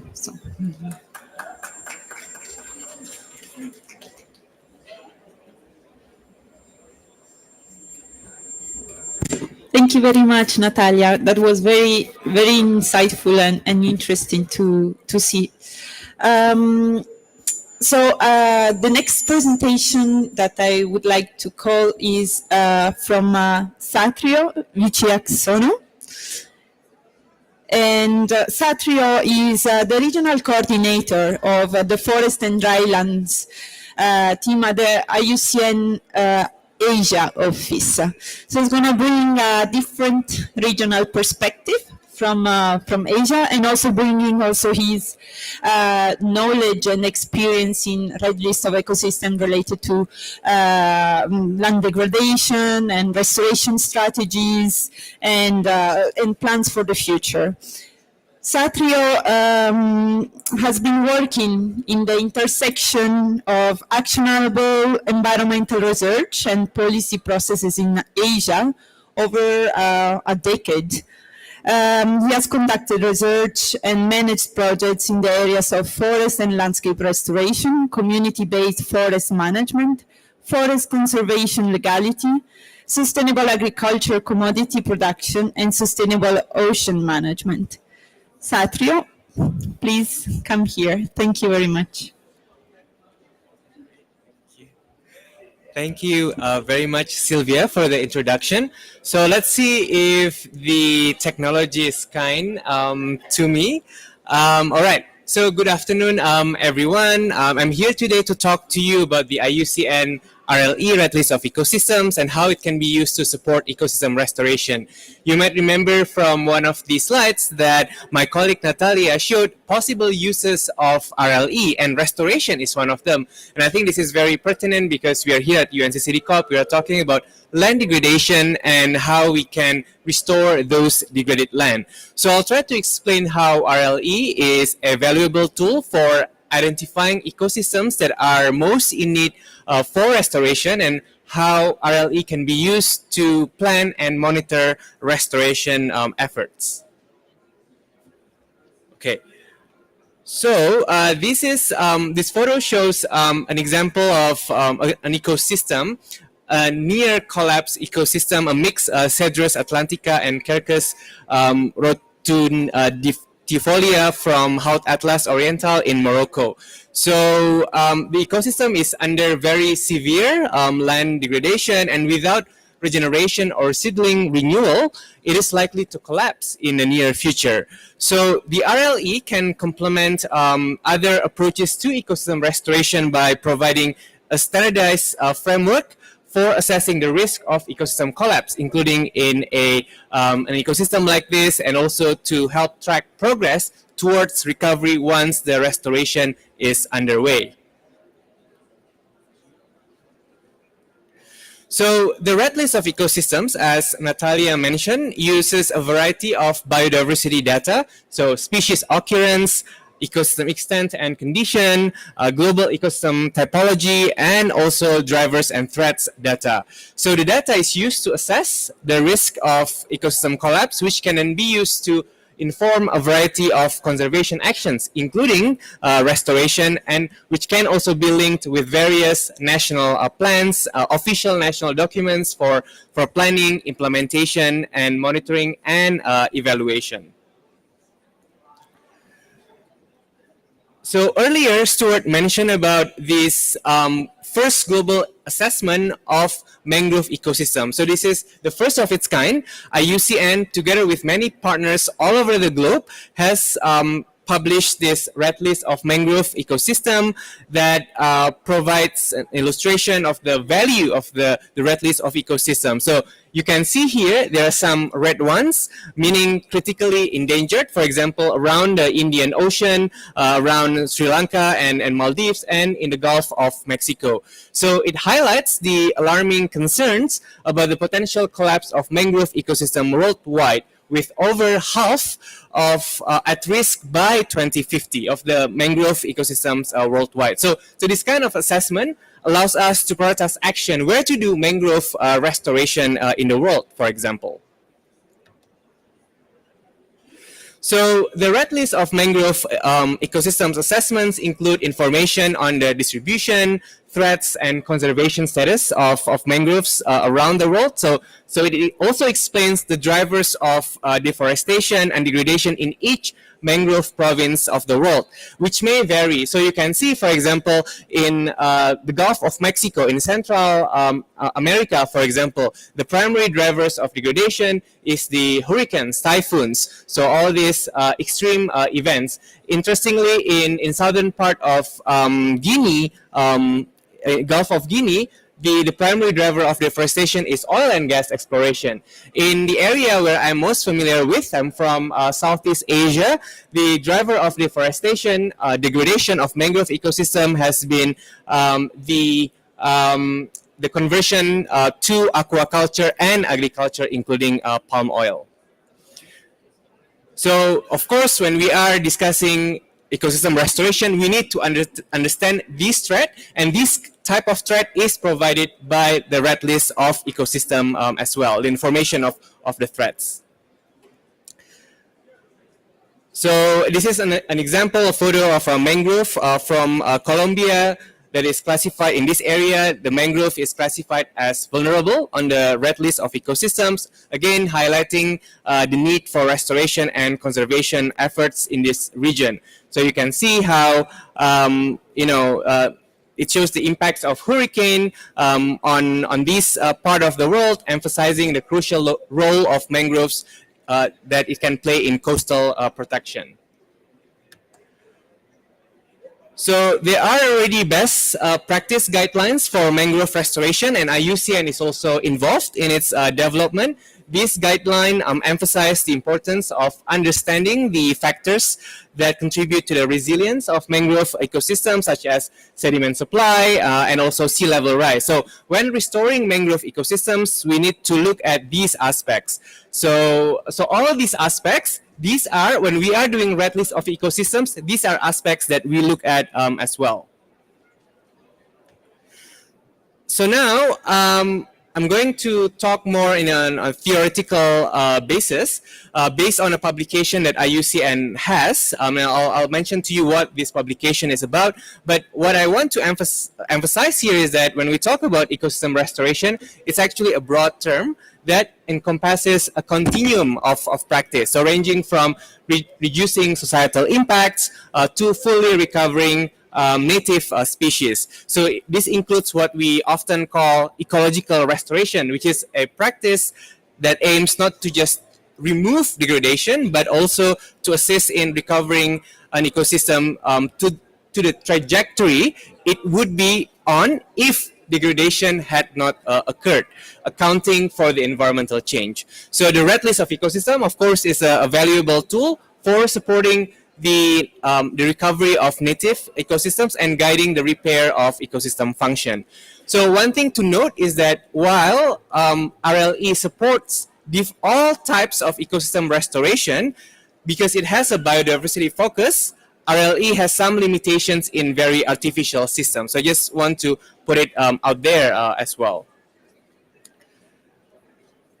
So again, I want to highlight the importance of using the red list of ecosystems in conjunction with other IUCN other approaches. So for example, the IUCN Rome Restoration Opportunities Assessment Methodology The Rome process helps to identify and prioritize areas for restoration in a way that is inclusive and adaptive, combining best available science with local knowledge to ensure that restoration actions are targeted and effective. And how exactly RLE, Red List of Ecosystems, can support ecosystem restoration? It can be found in these guidelines titled Using Ecosystem Risk Assessment Science for Ecosystem Restoration, which was published in 2021. So my next few slides will be discussing further what these guidelines actually say. The latest ecosystem assessment science and how it can support ecosystem restoration. So again, the Red List of Ecosystems provides a wealth of information that is useful for not just planning, but also to help monitor and evaluate the impacts of restoration actions. And it can be combined, it needs to be combined with other information to develop a program of work for ecosystem restoration. So as you might recall from my colleague Natalia's presentation, the Red List of Ecosystems uses 5 criteria that reflects the different pathways to collapse. So A, B, C, D, E. So A is reduction in ecosystem distribution, B, restricted distribution, C, degradation of the abiotic environment, D, disruption of biotic processes, and E, the probability of ecosystem collapse from a quantitative model. So in this context, it provides a scientifically robust and transparent framework for evaluating the status of ecosystems and identifying those that are most in need of restoration. So, of course, we can argue that the most threatened ecosystem types are the most immediate targets for restoration because they are in danger of collapse. But we know that it might not always be feasible to restore the most threatened ecosystem, and restoration might also be important for reasons other than risk reduction. So what we need to understand is the root causes of risk and how this might be overcome by restoration.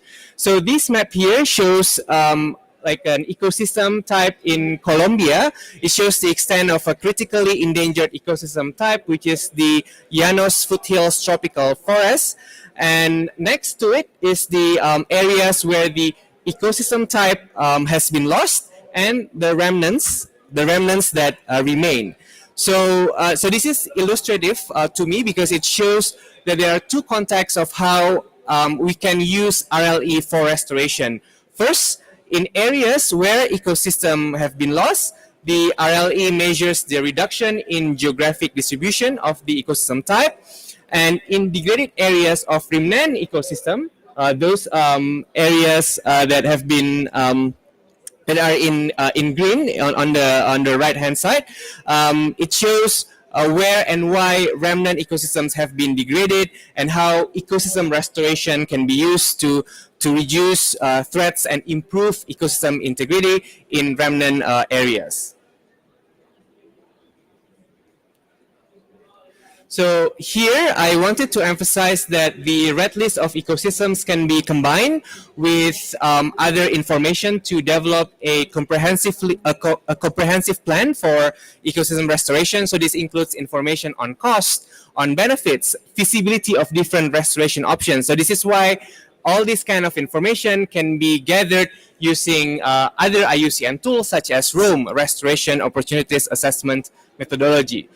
So I want to direct your attention to the bottom part of the slide. So restoration has 2 main outcomes for ecosystem risk. First, to downlisting an ecosystem to lower categories of risk, or the second one is to prevent ecosystems from being uplisted in higher categories. So these outcomes inform target setting, and in this context, there are 3 types of targets for restoration. First is to increase ecosystem area. Second, to reduce threats, to minimize further degradation. And third is to improve the integrity of the remnant portions of the ecosystem.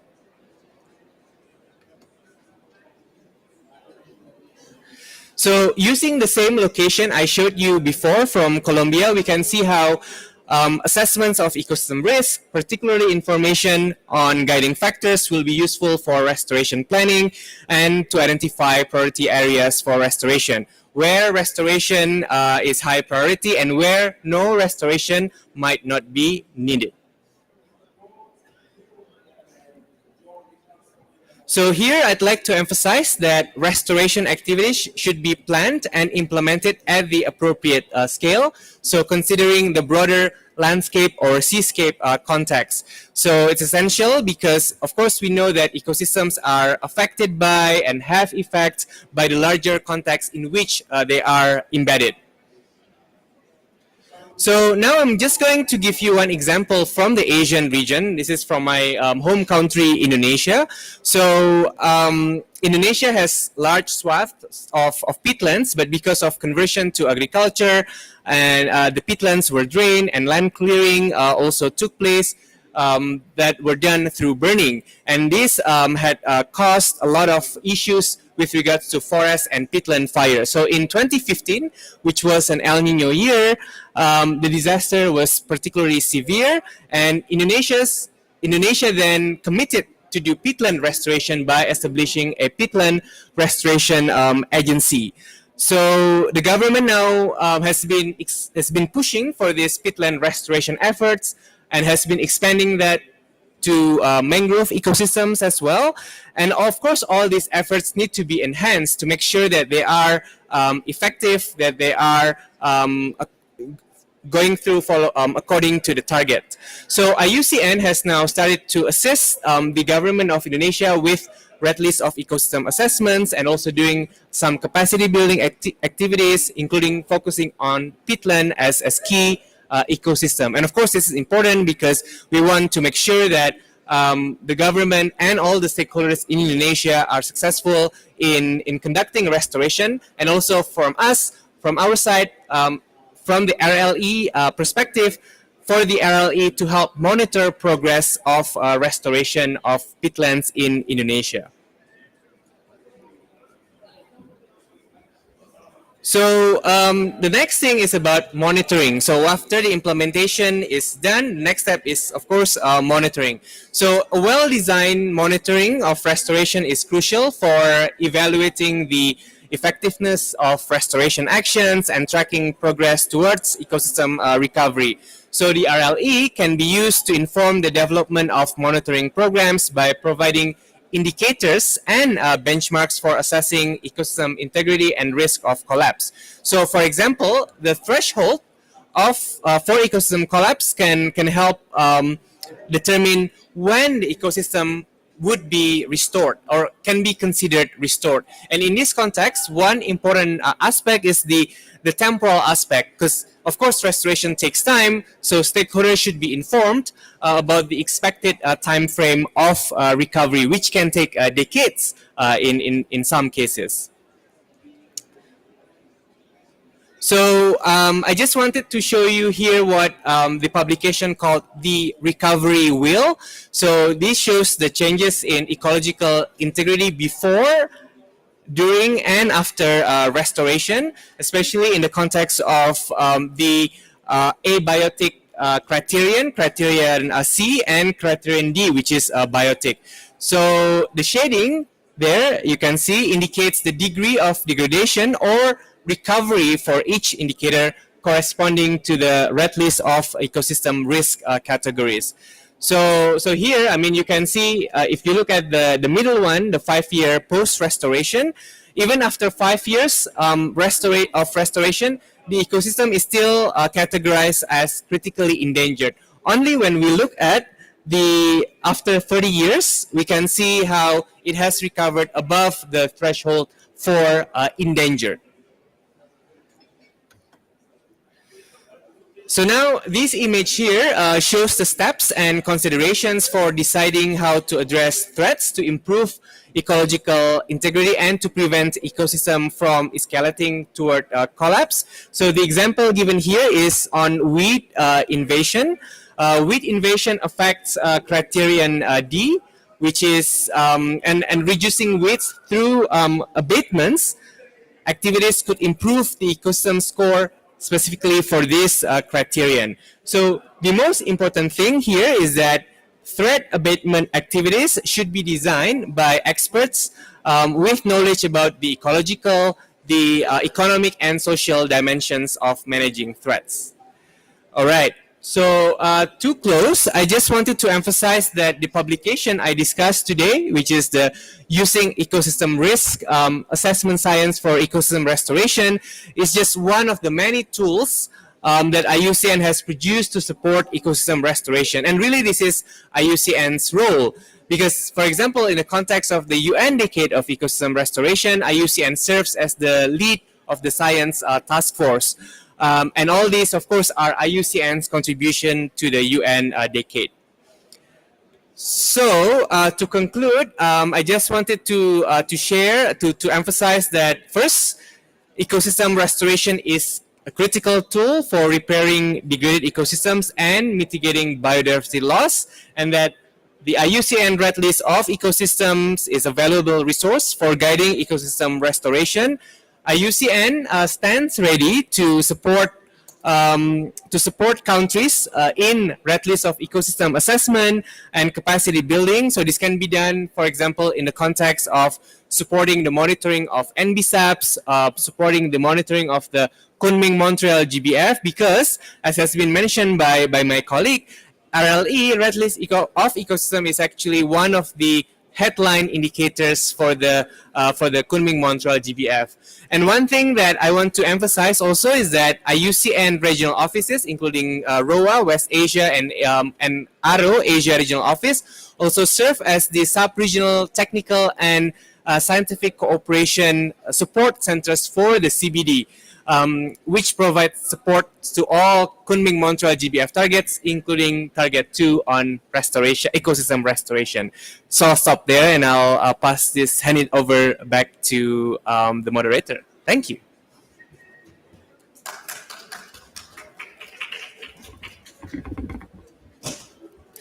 Thank you very much, Satrio. So now it's time for the last presentation. So I'll move very quickly to present Hussam Al-Kami, who is the Spatial Conservation Planning, Zoning and GIS Manager at the King Salman bin Abdulaziz Royal Reserve. And that will talk a little bit about the IUCN Global Ecosystem Typology and also some implementation case studies. Please come here. Thank you very much. Good afternoon, everybody.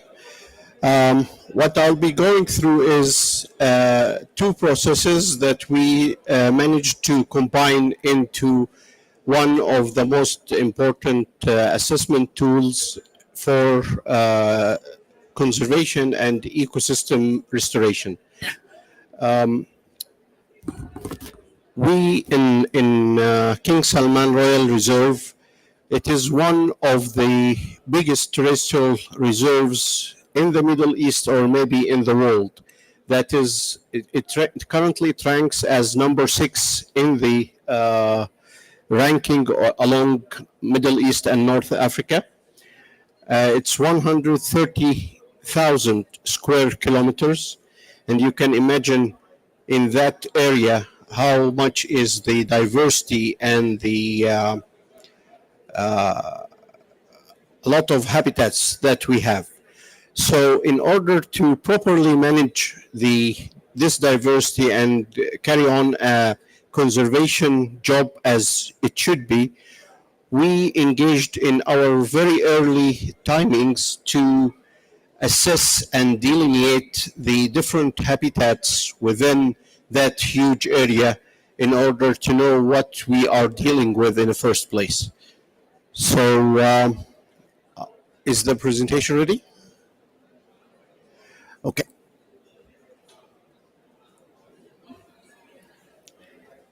So this is the habitat mapping process and how we incorporated it into the assessment of the ecosystems red list.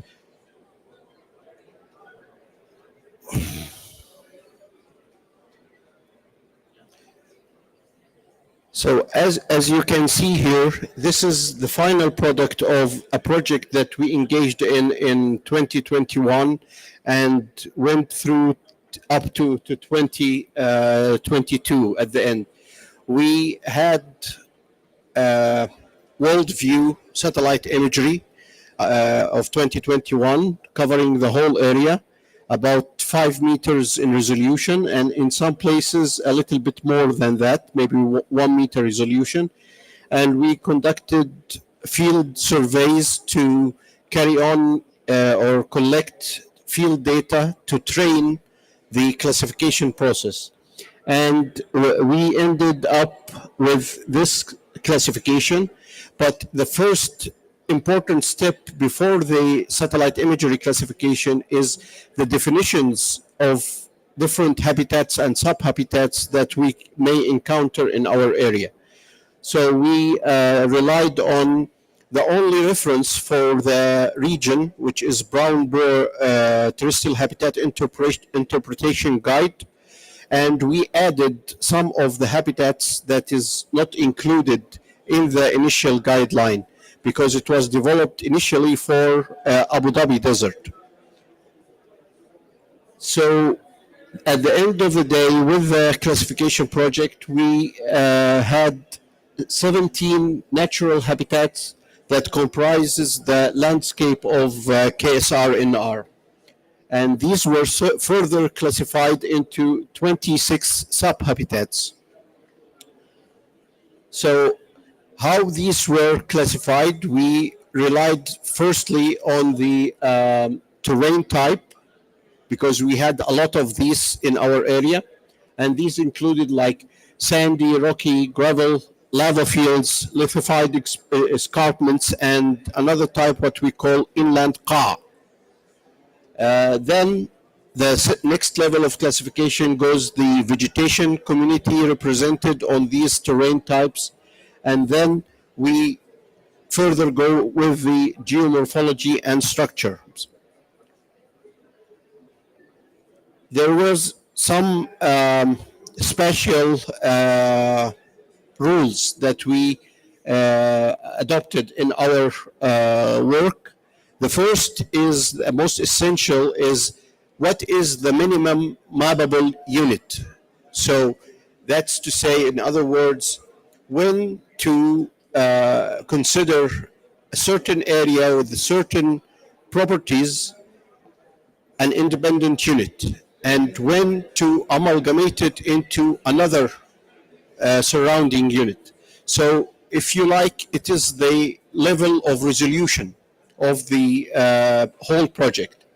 So we adopted 25 hectares as our minimum mappable unit and went on with that, but we changed this rule for certain types of habitats which are relatively less represented and less in their geographical extent. And aggregation was again developed as a different, another rule after developing the minimum mappable unit. As I said, if any two adjacent different types of habitats are within the vicinity of each other, and one of them is below the minimum mappable unit, it will be amalgamated into the bigger one. Just to give an example, imagine that you have an oasis in the middle of sand dune habitat. So if the oasis is bigger than the minimum mappable unit, it will be mapped as a separate or different identity. If it is lower than the minimum mappable unit, it will be considered as a continuous dune desert. This is the example, as I said. If this is the oasis, if A is represented by the oasis and the blue field is a sandy dune, If that oasis is smaller than the minimum mappable unit, it won't be mapped and it will be amalgamated into the bigger landscape. A different rule is exaggeration. That's when a single relocation or shifting of the boundary of the feature to exaggerate the true areas of habitats to comply with map specification. That's especially when we are dealing with roads and linear features. If the linear features are below the mapping scale, we would exaggerate them to make them visible on the map with the scale that we are using. Now I will go through the different habitats that we classified in some type of summarization. So those dotted lines that you see on the map are the areas that we designate as the total protection zones in our zoning plan. So these are the areas where we exert the top conservation measures on activities and on presence of human and anthropological activities. So whatever is included of that type of habitat within those total protection zones, we consider as protected, and accordingly we calculate what we call the protection level. So in this habitat, which is the Harra or lava field, we found out that we have about 615 kilometers of this habitat type in our protected area, and most of them are in Harat al-Harra, which is one of the total protection zones with a protection level of 89%. So that type of habitat, we think that it is in a good place and we don't have to protect it any further. According to the ecosystem red list, we have to assign the potential threats to each type of these habitats in order to be able to give them the red list rating further on. So the potential threats that we can face in this type of habitat is mining and road clearing. These are the most prominent threats prone to these habitats. The next one is the mesas. As you can see in the picture, it is flat-topped hills, generally 5 to 15 meters high, and protected from erosion by hard layer of Miocene age, overlying soft sediments beneath, and they are island-like or mushroom-like rocky structures. These also very wide distributed in KSR&R, comprising an area of about 1,328 kilometers. 982 of them are in protected areas or the total protection zone, so the protection level is high, 74%. Anything above 25% we consider as a high protection level. The threats here are earth-moving equipment and high-impact tourism, because as being elevated platforms, they are targeted by a lot of picnickers and backcountry tourism goers. Another type of habitat that is craters, and these either volcanic craters or impact craters. We have about 157 kilometers of these. 114 are within total protection zones with, again, very high protection level of 72%. And they are quite widely distributed in KSR&R, as you see. This is one of the most important habitats that we delineated in our classification, which is wadis with sandy or gravelly floors and drainage channels. The importance of these are because they are leading into the most important potential groundwater charging areas in the reserve, And these are targeted by a lot of development because of the relatively nearby water table in these areas. So the potential threats here are damming. A lot of people target these for dams, free range grazing, off-roading, and motorized sports events. This is also a different type of habitat. It is mainly a rocky terrain and high altitude structures. We have a lower level of protection here of 60%. And this is the most endangered or threatened habitat in whole KSR, which is only 180 kilometers in area in total in the whole area, and it is 57% protected. So the hamadas are recognized for their special vegetation, and as you all may know, it is targeted by free-ranging grazing and frequently being overgrazed. Also, because of their relatively flat lands, they are also targeted by off-roading. This is another type of habitats, the escarpments or lithified escarpments, and they are also targeted by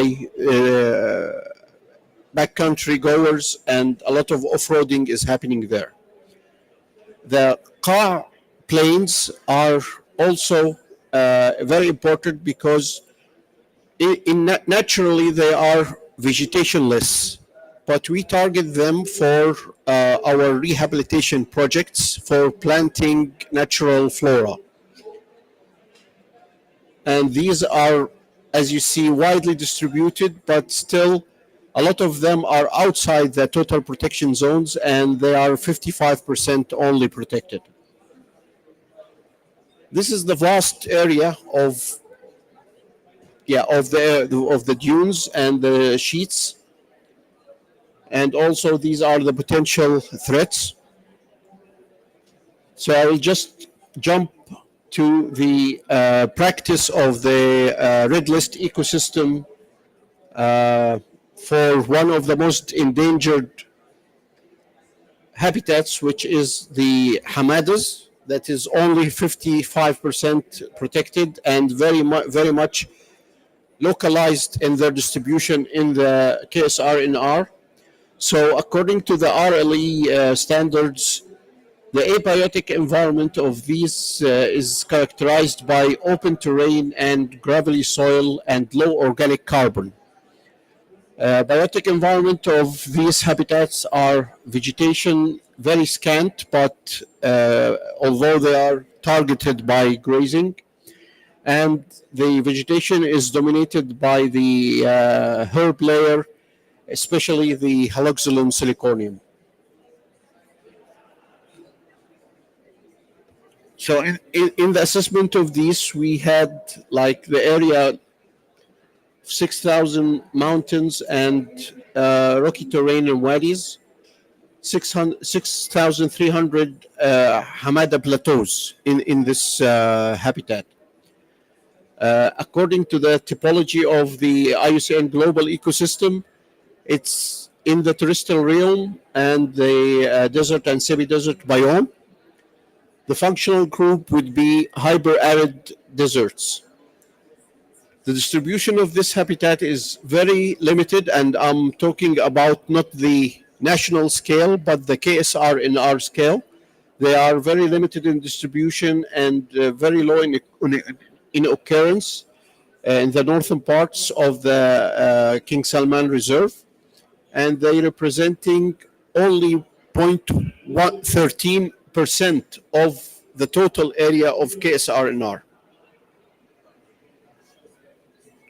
The threats, as we mentioned earlier, there's off-roading leading to soil degradation, free-ranging grazing, degrading the annuals and potential capacity to rewild, proximity to agricultural land and potential agricultural expansion.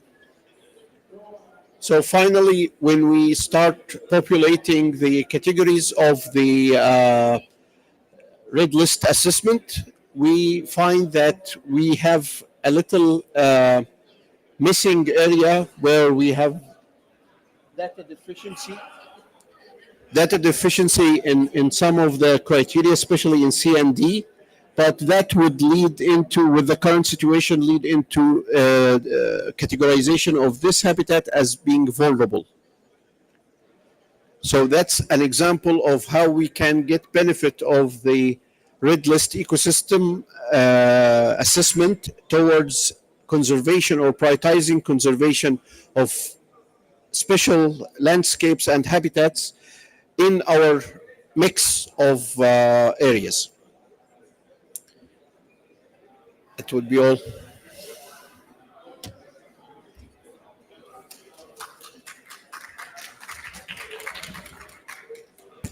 Thank you very much, Sam.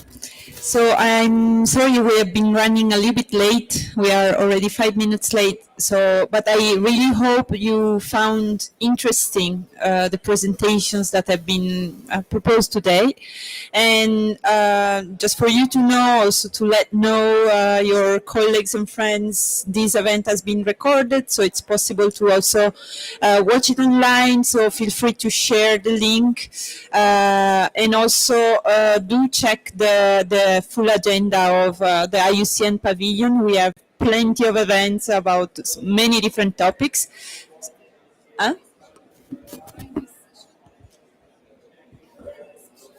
All right. On Friday, we do have another session on red list of ecosystems. At what time, Natalia?